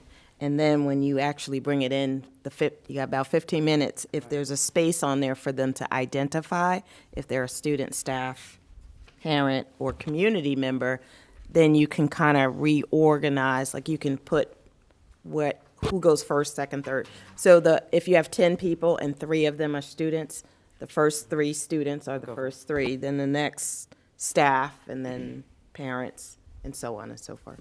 But it's still on one list, so no one has to do multiple lists. Sounds good. All right, so Mr. Harvey, go right ahead. And I did have a second suggestion. Sure. I would offer that the last sentence, which states the entire public comment period shall not exceed 30 minutes in length, that could be stricken. We state earlier that the total allotted time for public comments at school board meetings is 30 minutes. And I think that should be the accurate phrase that is kept. The last sentence could be taken to read that whole process could include the time in which the board chair is stipulating the guidelines and the rules. In other words, when he talks about prior to public comments starting, that could be included in that 30 minutes. That's why I suggest that we just strike that last sentence. It's redundant and it could cause some. Any board member have a problem with excising or striking the entire public comment period shall not exceed 30 minutes in length? And I do want to make sure that the board is remembering what Dr. Miller said last time in relationship to, and I think Dr. Brennan was okay with this, that the board can make a motion to suspend the rules with a second and then a vote that would require 2/3. None of this is in the policy, but extend for however long we so want to say that. But in the statement I would be reading would say that we adhere to 30 minutes. And frankly, most of the time, that is sufficient. But if there's an exception, then we of course, could suspend the rules. So just that generalized understanding. Can Before Dr. come right to you, but are we okay with striking that statement? Yes. Okay. Yes. Dr. Edwards? I just want to make sure that we're practicing and doing the right part when we're timing, because I know we normally just time the people. So the transition between the up, down, and the sit and the clapping, we don't start, we time actual people, which does, if you have 10 people speaking 3 minutes and you have transition time, it's over 30. I think that's what you're trying to make sure. So we, and Amy usually do, we just time folks? Okay. Yes, I but we know. now have a clock, We have a clock. we have a timer, we have an official Very, timer. very good, because Mr., wait a minute, y'all talking some good stuff now. I'm getting excited. I might jump out of my seat. But Mr. Harvey encouraged all of those things the last time, so we're gonna have all of that in place? It's already in place. What you say? All right. You ask and we deliver. All right, I also want to make sure that it's in the psyche of the board, that Ms. Morrison wanted to make sure that we understood, at least from her perspective, which is no need for wording, but it's just philosophically, that if we get into extending the time, that she believes that when it's topic specific and of great interest or concern for the board on the agenda at that said meeting, that that those would be times where that would really be good, so. Yeah, that's good. All right, Dr. Carter. And also, we need to consider the arrangement of the room. That Okay. was asked by. She's bringing a very important point up at this point, and Dr. Carter will get me corrected if I don't have it fully understood. But, we've been arranging the room one way up to this point. Dr. Edwards, you want to say something? Go ahead. No, I'm glad she brought that up. I forgot. So. And so that at one end, rather than having Mr. Trost and Mr. Harvey way back there, we would come back around the horseshoe, starting next meeting. We could go ahead and do that now. We don't need to wait on. I don't mind it. I don't mind EC Glass. I thought that was fun. Oh, wow. That's what I You're knew. gonna be there by yourself. Exactly. That's where y'all want me. And we'll get the seats out there configured. Is that what you're speaking of, Yes. Dr. Carter? So, board members, what is your pleasure on that? All right, so starting the May 3rd meeting, we'll all be nice and cozy around here, and the deputy superintendent and others will come a little closer, and then they have some more room for our. All right. Well, This was easier than I thought, Dr. Sinha. Anybody else got any other concerns? Dr. Sinha, she's always a problem. No, no, I don't mean it that way. I guess it's look at it, Dr. Sinha. Yeah, but yeah. So I think that's good, and we now understand that the emails would be sent to all board members. Did we work out that logistic as to how those emails would be obtained? I think Mr. Harvey was concerned last time about maybe a universal email or some sort of how they would all be Maybe gathered. posted on board docs? I don't know. Did we have You're that talking about a procedure? public comment email? I'm saying, it seems like now that we'll get this and we will vote on it on May 3rd, but if in fact emails are no longer going to be read, right? It's just gonna be in person and voicemail, all held to the same time limits. That if an email is coming in, where does it go? And then it gets disseminated to all 9 board members. So we could set up an email that's just not Tina Day, so it doesn't get mixed in her regular work email, but we can have a separate clerk. We do that for the FOIA. And then from there, it gets distributed to Tina. So they're all in one place, categorized, and then you can just send them to all the board members. That works. All right, Dr. Carter? Often we receive those emails, so we don't need double them or triple. So, Yeah. Okay, well, somebody will work all that out. So good. I think we got that all together. So now, last thing before we move on, one of two things can happen. Either, since we're not voting tonight, then we will still be allowing persons to send emails in that to be read at the May 3rd meeting, et cetera. So it'll still be the way it's been, but once we get to unfinished business on the May 3rd meeting, then the policy would be voted on, and then in ensuing meetings, regular meetings or call meetings, that would be our procedure. Or we could bring this up at the very beginning of the meeting, Dr. Edwards, before public comments, and it could go into effect for May 3rd. What is the pleasure of the board in the positioning of this matter in our next board I meeting? don't think you can have it go in effect May 3rd. Nobody will have prior notice. All right, and Be that able to ends do that. it, so. Very good. So just want to make sure everybody clear. So next time, we will still be allowing, as it was, we'll vote on this and then it'll go forward. All right, this is a great board. Let's keep moving on here. D3, Instruction and Program Policy Review. Dr. Edwards for Ms. Brown. I believe it's going to be Ms. Brown, and she is on the Zoom screen. Yes, ma'am. Good afternoon, Board. Today I will be presenting along with Mrs. Janine Daniels-Bosher, the Special Education Director. So the Instruction and Policy Work Group met on March 22nd to review and update on the policies and regulations.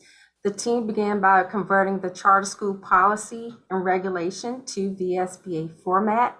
Then we reviewed the policies that were up for review. There were minor language, grammar, and legal references, updates made to these policies, but specifically, I'd like to highlight a couple tonight. Policy EBBZ, Threat Assessment Team.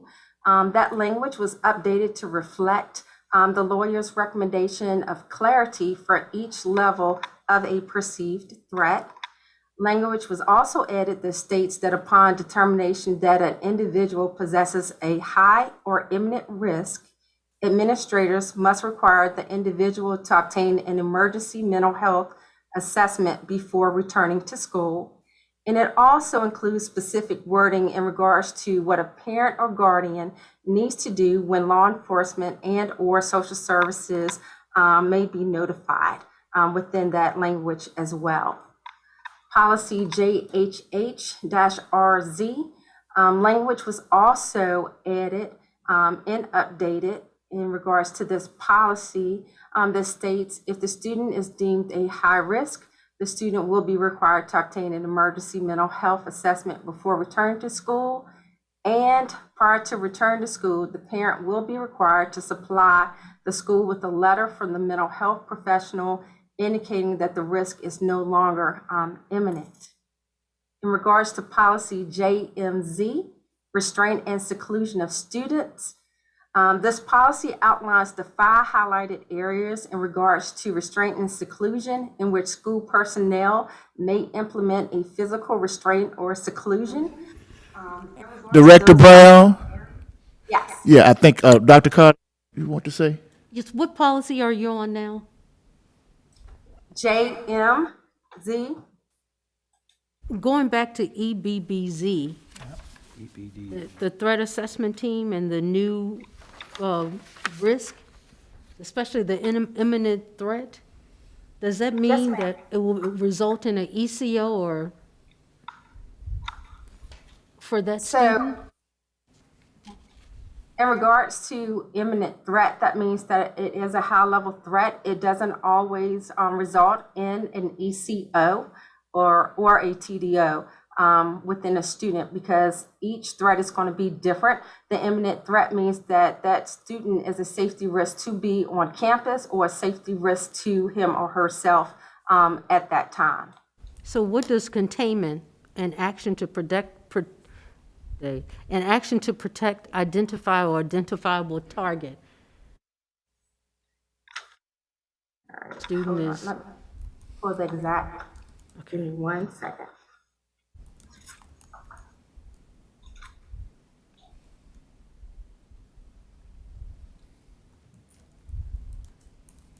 All right, could you ask that question one more time? reading the imminent threat, I'm looking at to pose a clear, imminent, immediate threat of serious violence toward others that requires containment. And containment, what does that look like? So if I'm a student and I'm deemed to be an imminent threat, what does that look like? And let me start with that. What does that look like for me? Imminent threat might be a person with a weapon on campus. Imminent threat could be someone that's causing serious bodily harm in which we might need to restrain and move away immediately from that area. So containment can be law enforcement, containment can be an administrator moved to another location. Containment may be that we might have to transport that individual to the hospital. It could be several things at that time. Okay, now, It depends on what the threat is. at but that it won't time. be that I'm released to my home. No, ma'am. Okay, No.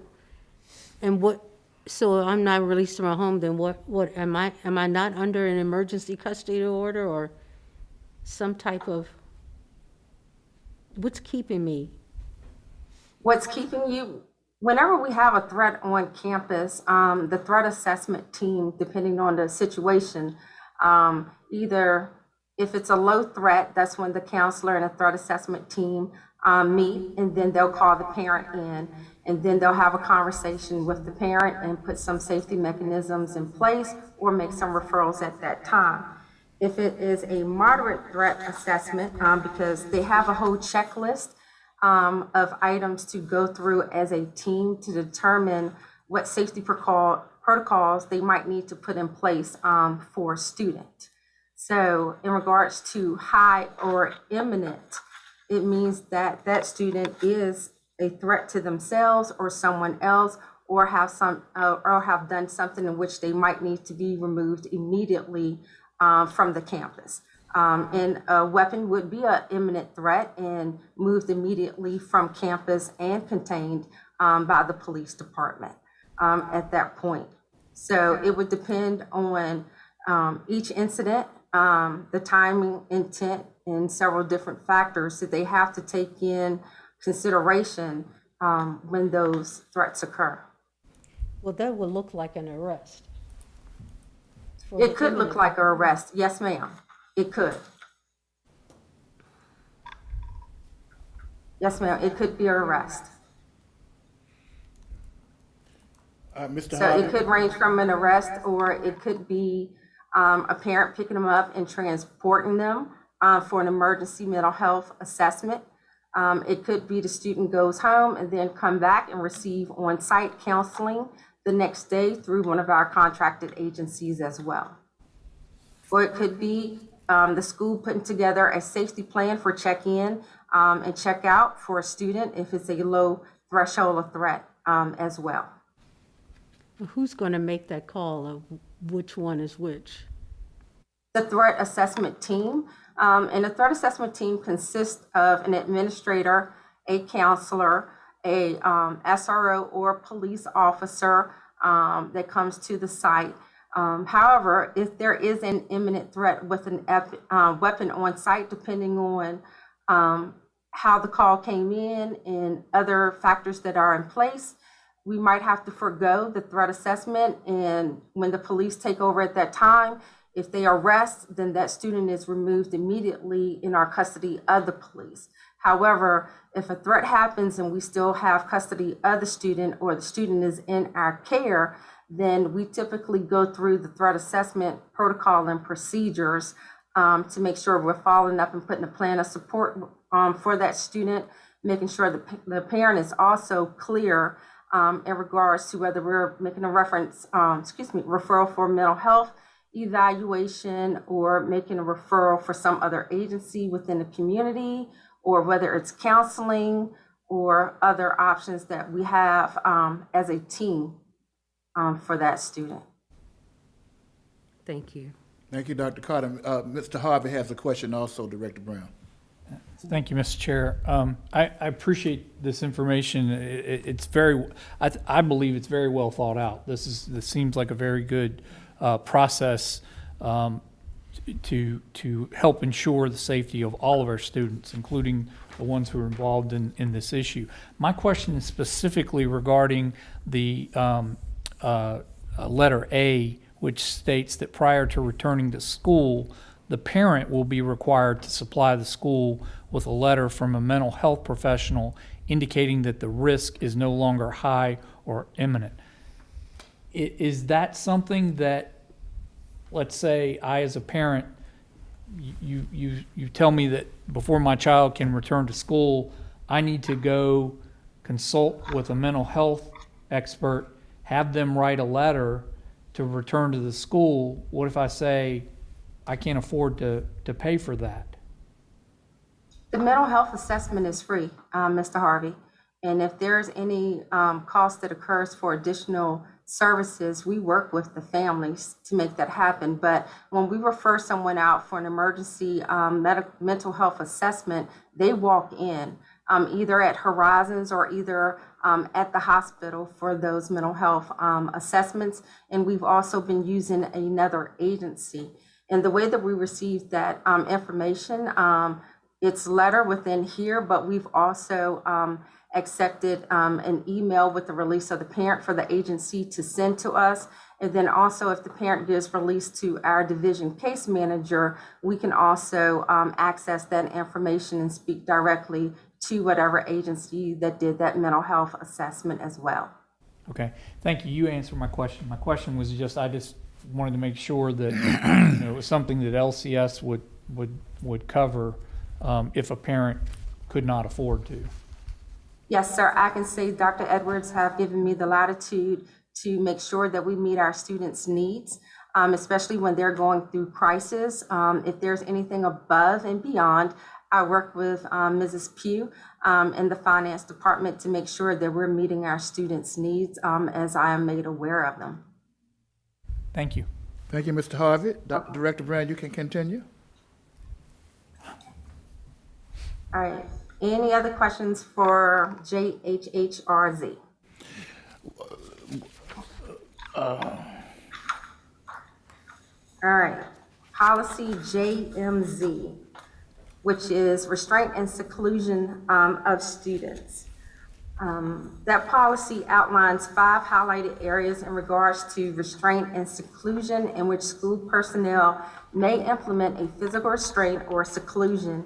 Last year, we started training staff on these 5 areas for restraint and seclusion as they were updated in regards to code. And we had training with our lawyers and started to disseminate that information last year. So now it's officially in policy and it's been updated. Any questions Mr. there Chair. for restraint and seclusion? Dr. Brennan? Director Brown, on the different actions that would result in restraint or seclusion of students, number 5, obtain possession of controlled substances or paraphernalia or weapons or other dangerous objects that are upon the person of the student or within the student's control. I'm just wondering whether controlled substances or paraphernalia for controlled substances would warrant having restraint and seclusion of students. I can tell you, as of to date, we have not had to restrain or seclude any student because we do not practice seclusion here. We have not had to restrain any student for a controlled substance or paraphernalia or weapon at this time, meaning putting our hands on them and holding them for a period of time. So as of right now, we have not enacted number 5 as a division. So just a quick follow-up. So I'm glad to hear that, because my other comment, that I hate to feel that our staff are being trained to restrain and seclude students. So I'm glad that that process has not been in case. But my specific question was whether possession of controlled substances or paraphernalia for controlled substances should be in that category of restraint and seclusion. I mean, traditionally, or in the past, drug use has been a way that certain individuals have ended up in jail that I think in retrospect we feel is probably not appropriate. I'm just wondering, certainly other categories to prevent a student from inflicting serious physical harm, quell a disturbance, I certainly understand that, but I would just raise that issue for discussion before we finally vote on it. Okay. In regards to the obtained possession of a controlled substance or paraphernalia, weapon, or other dangerous object that are upon the person of the student or within the student's control, we haven't had a scenario, and I hope that we don't have one. We would have to restrain a student that was wielding, per se, a knife and would not let it go. And, you know, if we're there, we're going to make sure all of the other students are safe. And if someone had to hold or restrain that student in order for someone to get that knife away from them, then we would be protected within this clause. And then also, if a student had a controlled substance on them that they might be trying to take at that point, or, you know, do something with that might cause harm to themselves, we want to make sure that we as a division are covered to be able to restrain that student while we get that controlled substance or that paraphernalia away from the student to protect that student as well until we can get other assistance or help that student might need. And Ms. Daniels-Bozier, did I miss anything? Because we both were on that training. That's exactly what it is, because the student could be taking it and our object is to get it away from them because it could do them harm.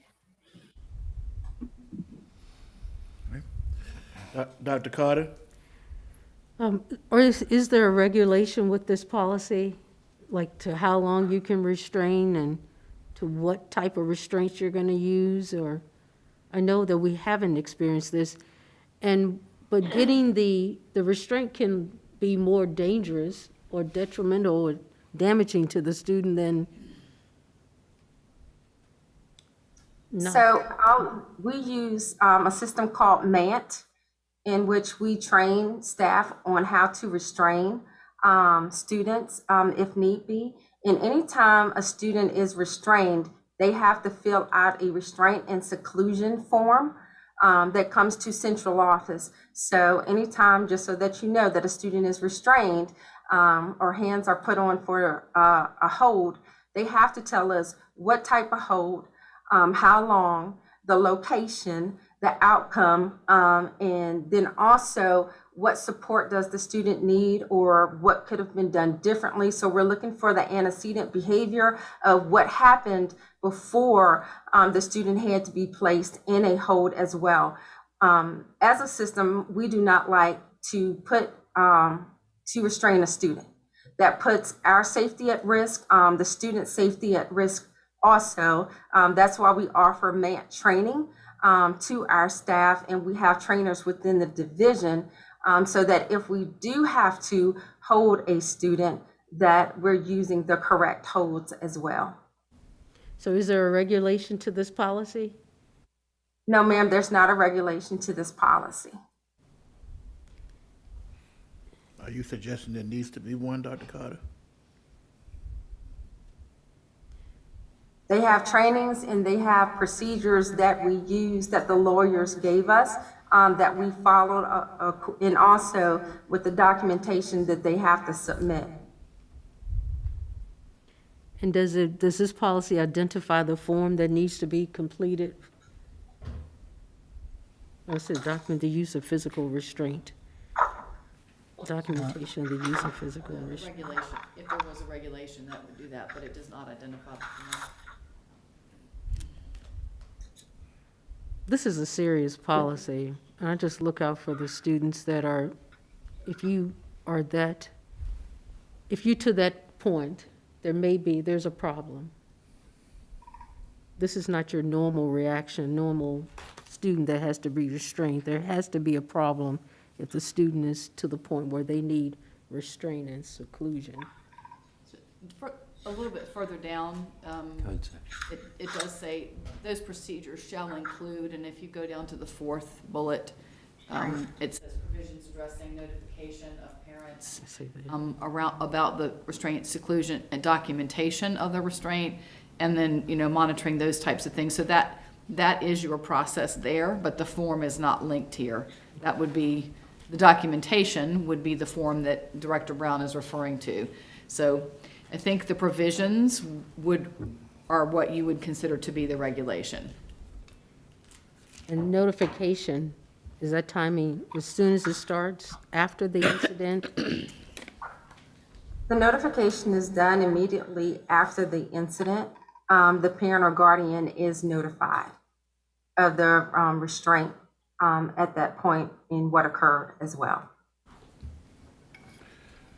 All right. Thank you for that, Dr. Carter. All that's very important, and all of those thoughts are so noted. Director Brown, you can continue.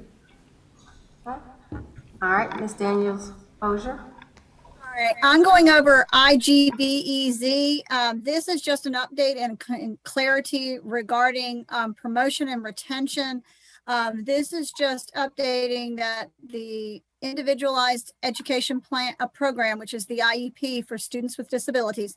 That committee shall be consulted regarding promotion and retention for students. LCS and all of its staff must still follow the promotion and retention policies and practices. It's not the IEP team that's making that decision, consulted on it. And so this is just clarifying that, and it reflects for all levels, elementary, middle, and high.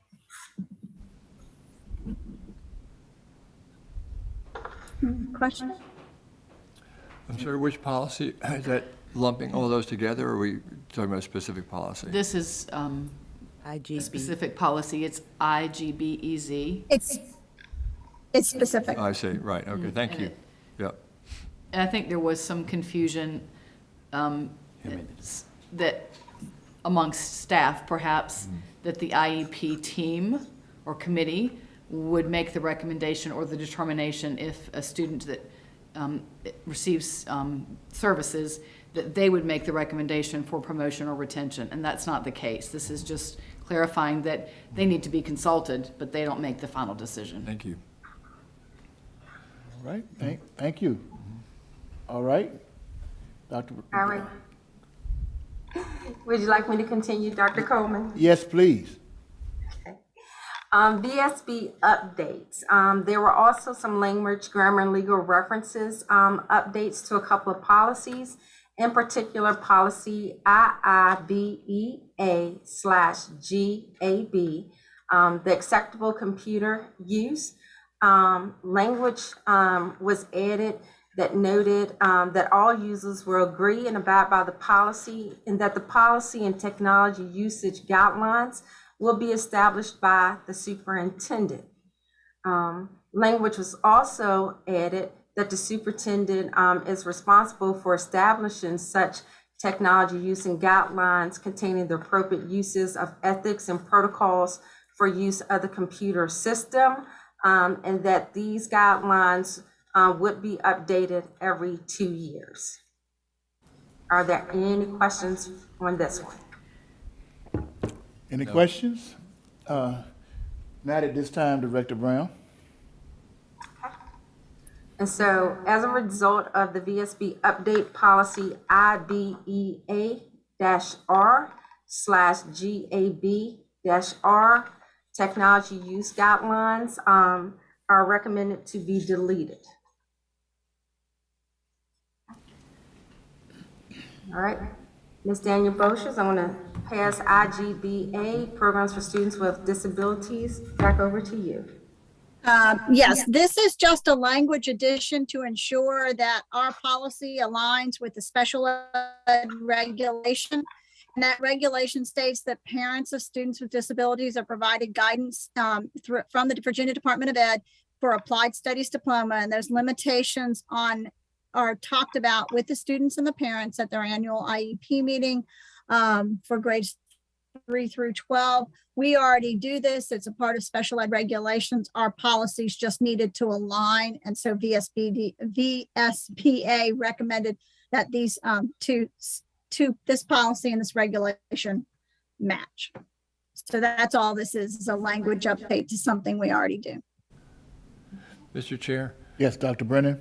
can I just ask a question regarding the first paragraph, the last sentence? Let's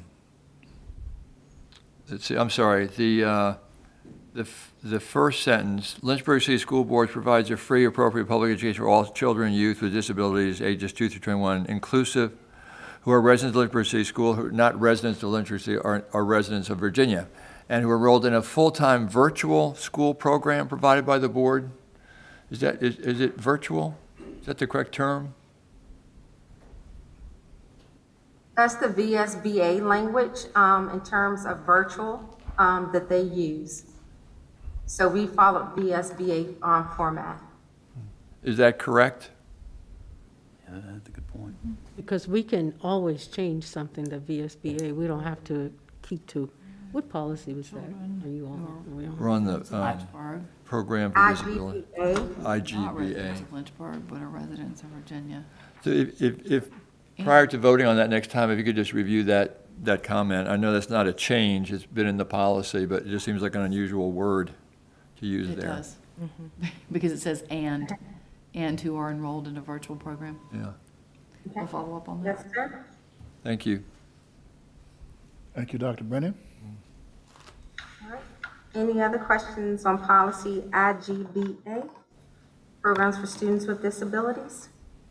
Not at this time.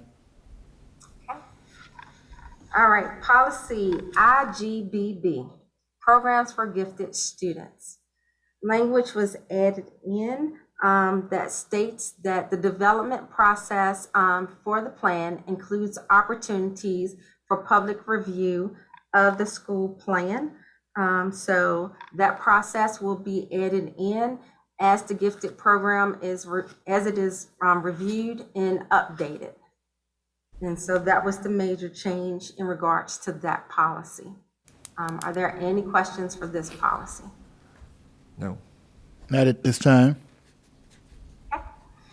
And then lastly, we just have two new VSB updates that were added in. JJAF, student athlete sudden cardiac arrest, in which we had started implementing this policy in terms of some procedures with our athletic directors and head Mr. Bryant to start reviewing in January due to COVID, but also as the code was sent back out for us to review, addressing how we would interact with students on an annual basis and how we as a school division will provide information to the parents and guardians of symptoms that may lead to cardiac arrest. So that is a work in progress, and the athletic directors are working with Brett Bryan to make sure that information packets are being established in a systematic way to roll that information out to the parents every year. And they also have to, the parents or guardians also have to sign a statement acknowledging receipt of such information for their student that's playing that sport or activity. Any questions on that? Yes, one, the sentence toward the end of the second paragraph, that licensed healthcare provider evaluating student athletes may be a volunteer. That means it just could be Yes. someone that volunteers to sign the form or sign that they are Yeah. able to return versus their primary care or, So, Ms. Carter, for some of, at our games, you might notice we sometimes have doctors on the field and on site that also assist and volunteer their times with Lynchburg City Schools as well. And so they would be a volunteer that's a licensed healthcare provider. But I will go back and I would take this back to the committee and make sure that I am clear and I'm giving you that correct information as well, as we do have licensed providers that come to our events and assist our athletic directors and our teams as well. thank you. Thank you, Dr. Carter. All right. All right, and the last one is policy KNB that is new, reports of missing children. The Office of Student Services receives reports when students are missing, and we work collaboratively with the police department and our SROs and principals, trying to locate the students if they are missing. And this policy here outlines for us the procedures to make sure that we're marking it in our Infinite Campus system when a student goes missing, but also when a student is also found within the system. And also this policy ensures that if the local law enforcement agency needs cumulative health records or birth certificates on a child, that we exchange that information and transfer those records quickly and immediately to law enforcement agencies as needed. Any questions on that one? Director Brown, I know we do not have a problem in Lynchburg, but with reports of missing children, is there any connection with this and human trafficking details in relationship to other cross-reference policies?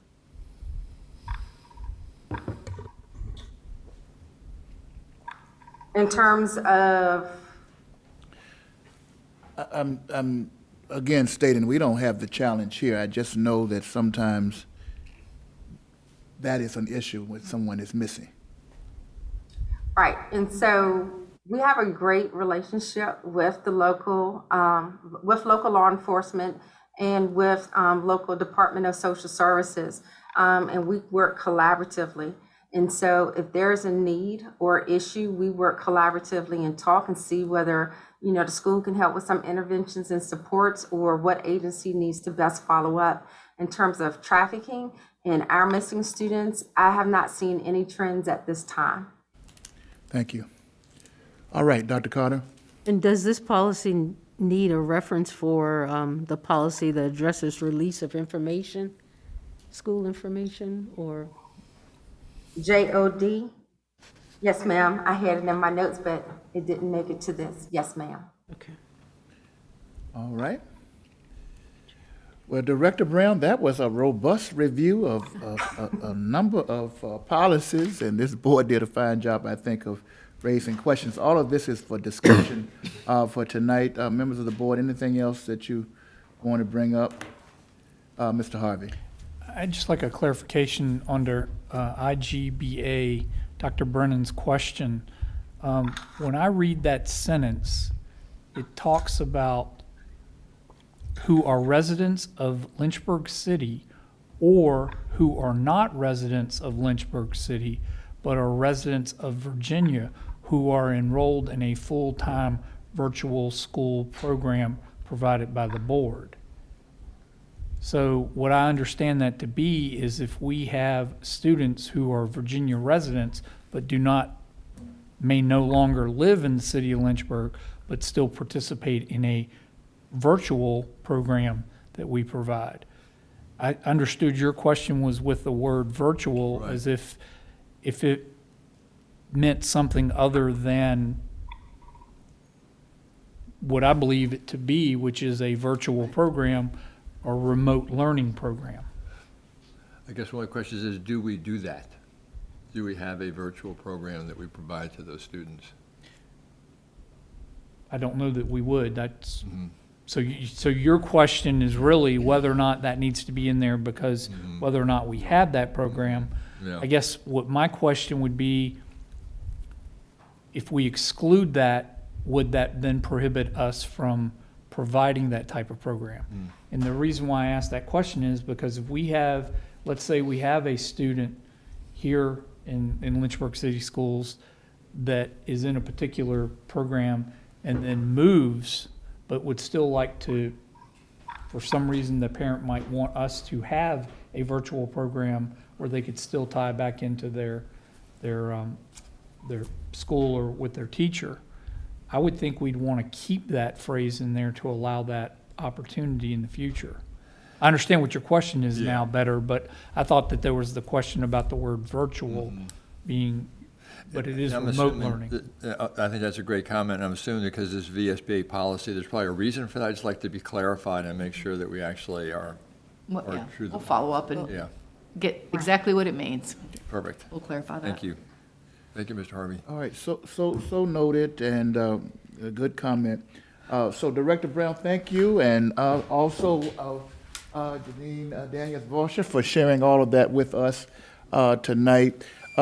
Before we move on, this is somewhat off the point, but you know, when you start talking about threat assessments and so forth, and I know Dr. Edwards has all that in her purview, but I know we had a play, someone may have mentioned something earlier, but it was a huge turnout at Glass. It went real well Friday or whatever day it was. It was an exciting turnout. And I just know that from time to time we do have challenges in the daytime, but it seems like they see something, say something, appears to be working, but we're on top of that and making sure that whatever we need to do to keep people safe is in place. All right? Very good. Now, we will now move to D4, Human Resources Policy Review. Dr. Edwards from Ms. Scott. Yes, so Ms. Scott should be on Zoom, or? I can't see who's up there. I don't see her. Oh, just flipped. Here she is. She's coming. So the HR Policy Work Group met on March 23rd. Ms. Scott, are you there?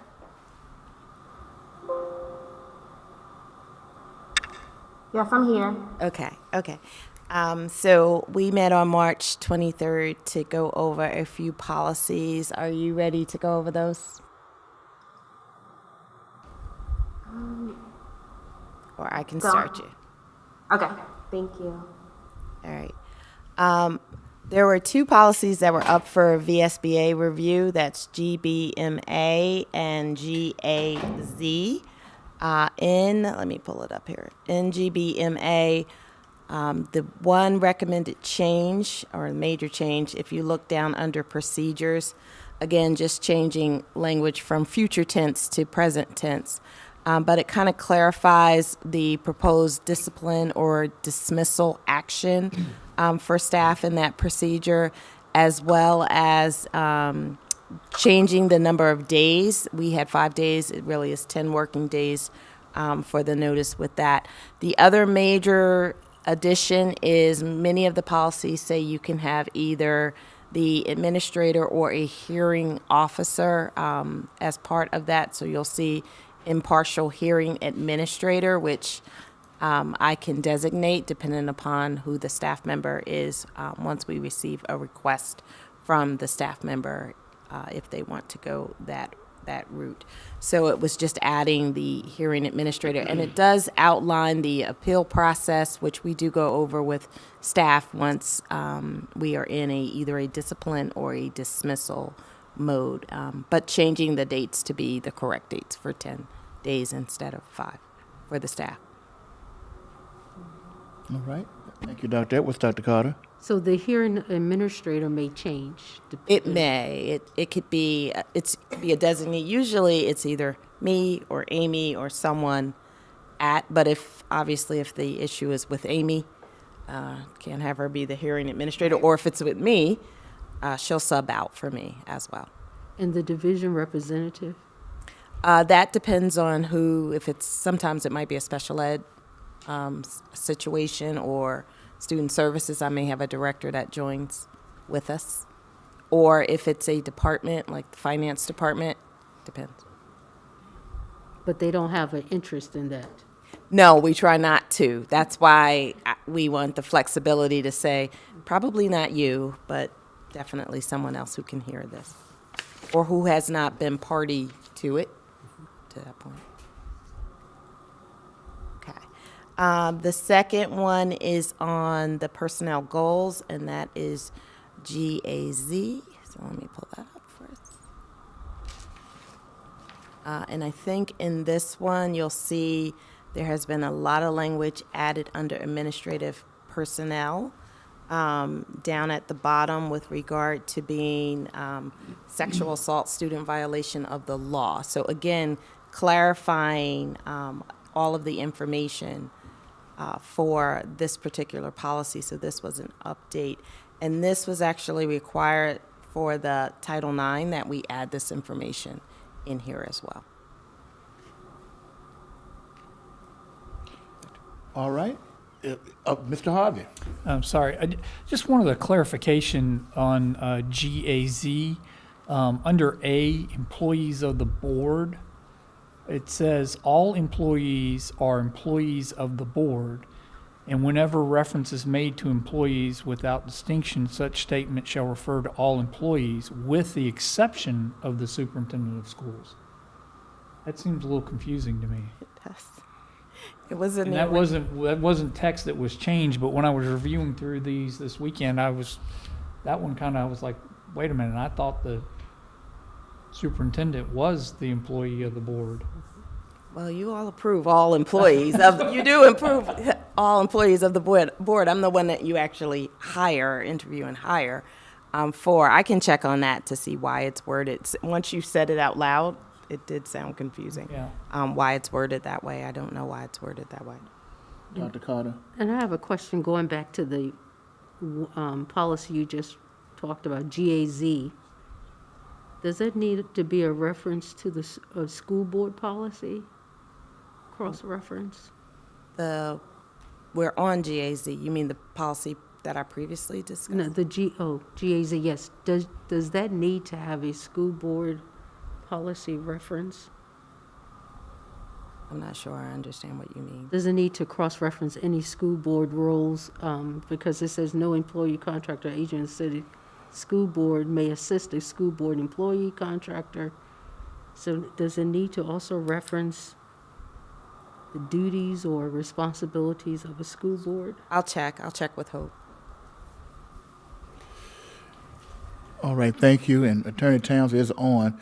But and Mr. Harvey, in looking at A, I'm almost willing to say a part of that is really saying that the superintendent is our employee. Employees without distinction would not include her, the superintendent, and the superintendent would take care of the other employees. A weird way of saying it, but I think that's what we're going to discover. All right, very good lookout, very good lookout. Anything else? Is any board member have an objection to this series of policies being under the consent agenda, or do we want to check the language on the employees of the board? I'm sorry to say, I think we still have another we have group. Oh, I'm so sorry. Yeah, I was gonna say, I are got you excited. separate? Keep going, Dr. No, we have a couple. Those are just the two that were Thank you. VSBA, and then you all know that we pick policies that are over 3 years that we haven't seen in a while, just to make sure that they still say what we would like them to say. And I'm actually going to pull up my notes from this. Most of them, we decided that we read them and we still like them. So GBO, which is the Virginia Retirement System, and then GBR, which is the Voluntary Retirement System. Both of those we reviewed, and we did not recommend any changes to those two policies. GCBD, which is staff leave and absences, and GCBDRU, which is vacations, were two others that we looked at, were up for 3-year review, and the committee did not recommend any changes. The next one we did, but for not yet, GCBDRV, we did not recommend any changes, but made a footnote that said, once we approve the budget, one of the incentives was to change the bereavement days from 3 days to 5. So if that becomes a final part of our budget package, we wanted permission just to go back and adjust that. If it's not, then there's nothing else to do with that policy. GCBDRW, personal leave, we updated language from personnel director to director of human resources, and we tried to do that through most policies. Here's another one, the terminal pay, GCBDRX, that we looked at. Right now, it is based on 90 days. We updated the policy to reflect 90 days for all of the categories after talking to Hope. But again, we have a proposal that would change this to 110 days. So if it's approved as a sick day payout, so if that budget gets approved, then we'll go back and adjust this policy. If it doesn't, then we'll leave it as is. And then I think the last one that we had was our BDRZ, which is sick leave. And again, we just updated language to change the director, add the director of human resources, update the language. And Lucretia, did I hit all of them? I think I got all of them. There were a couple we held. Yeah, you hit all of them. Thank you. Okay. Anything? Nope. All right. Any questions? Thank you, Dr. Edwards. Any further questions? Mr. Harvey, go right ahead. I just had one question for clarification. The policy regarding vacations, GCBDRU, does that get impacted at all with our changing of our pay scales? Because that is all set up with just time, years of service. So I didn't think it did, but I didn't know if moving the pay scale and consolidating impacted that in any way. No, we keep record of how many years, months each Okay. employee has been working with us. Thank you, Mr. Harvey. All right. If there are no further questions for this section, we'll just let this remain as it is and see how it funnels itself through by the time we get to May 3rd. All right. And now that brings us to the last section here, Dr. Edwards, concerning Ms. Reeves. Okay, so we've been busy with policies. We have. Our last policy review was the operations policy team, and Ms. Reeves actually did these policies. So Ms. Reeves, I see her there. So you want to go over these three real quick? Certainly. Good evening, everyone. The Operations Policy Work Group met on March 29th to review policy updates received from the Virginia School Board Association. We met briefly as the updates really reflected just changes in wording. If you look at policy CF, which is school building administration, it does address the responsibilities of the principal and the leadership in the building. So pronouns they have were changed to the principal has. And in this case, the principal has been assigned in accordance with not the rules and regulations, but the policies of the school board. In the last paragraph, also the pronoun there is removed and the principal supervision is inserted. Any questions regarding this policy? No. Right. Not at this time, Director Reeves. Okay. The second policy, EEA, which addresses student transportation services. I was joined by Director Hope Custer as well as Director Gatsky in the meeting. So this policy addresses student transportation services, and much of the same language is wordsmith here. The word local is taken out to be more consistent with the actual description here of charges for transportation of students receiving foster care. In the third paragraph, also, instead of the notation, the student code of conduct, that is changed to the policy JFC, student conduct and standards of student conduct.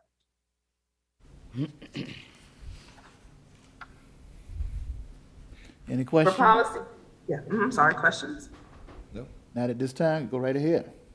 Okay, and then the last one, policy KKA, which is addressing service animals in public schools. The only change here is that the service animal must be vaccinated as required by law. Previously, it stated that that animal was immunized against diseases common to that type of animal. Wow. Dr. Sinha? Just a minor thing in the very first paragraph there under Part A, service animals, there's a his/her that could probably be changed to a their. Very good, Dr. Sinha. Director Reeves, did you catch that? Yes, I caught that. Thank you. All right. Any questions? Nope. All right, you did, and your group did a fine job with that. Thank you. Thank you, Director Reeves. All right, board, if we're ready, we'll go to E, and science textbook adoption. This is for action tonight, Dr. Edwards. Yep, and I will turn it over to Mrs. Yeager, who is on Zoom. Ms. Yeager. And I don't see her. That's okay. I will, if you'll recall, at the last meeting, Ms. Yeager did, she's a supervisor for curriculum and instruction at the secondary level, and she did bring forth some recommendations for textbook purchases. The budget with the listed textbooks and the cost was there for your review, and tonight we're asking for your approval so that we can move forward with the purchases. Thank you, Deputy Superintendent Pugh. You haven't heard that. Is there a motion from the board tonight in this matter? I'd like to make a motion to approve the adoption of the recommended textbooks for K through 12 for science. Been moved by Dr. Brennan, seconded by Dr. Carter, that we will move accordingly. Is there any further questions or discussion on the motion? Hearing none, Madam Clerk, if you please call the roll. School Board Member Mr. Trost? Yes. School Board Member Dr. Brennan? Yes. School Board Member Dr. Carter? Yes. School Board Member Dr. Coleman? Yes. School Board Member Dr. Sinha? Yes. School Board Member Mr. Harvey? Yes. Motion carries 6-0. Thank you, Madam Clerk. E2, Virginia Education Foundation book donation. Dr. Edwards for Ms. Pugh. Yep, I'm going to turn this right over to Ms. Pugh. And this one is mine as well. If you'll remember last meeting, I did bring another book donation forward from the Virginia Education Foundation. They would like to donate another 21,489 books with a retail value of a little over $353,000. They are age appropriate for pre-K, through 12th grade. And we are asked by Virginia Education Foundation to donate $1 per book to help them cover the cost of shipping and storage and things like that on their end. So we do have funds in the curriculum and instruction budget to cover that $1 per book. And so tonight I'm asking for your approval for that book donation. Thank you, Deputy Superintendent Pugh. Is there a motion to that effect? I move that we approve the book donation from the Virginia Education Foundation. Thank you, Dr. Carter. Is there a second? I'll second. Seconded by Dr. Sinha.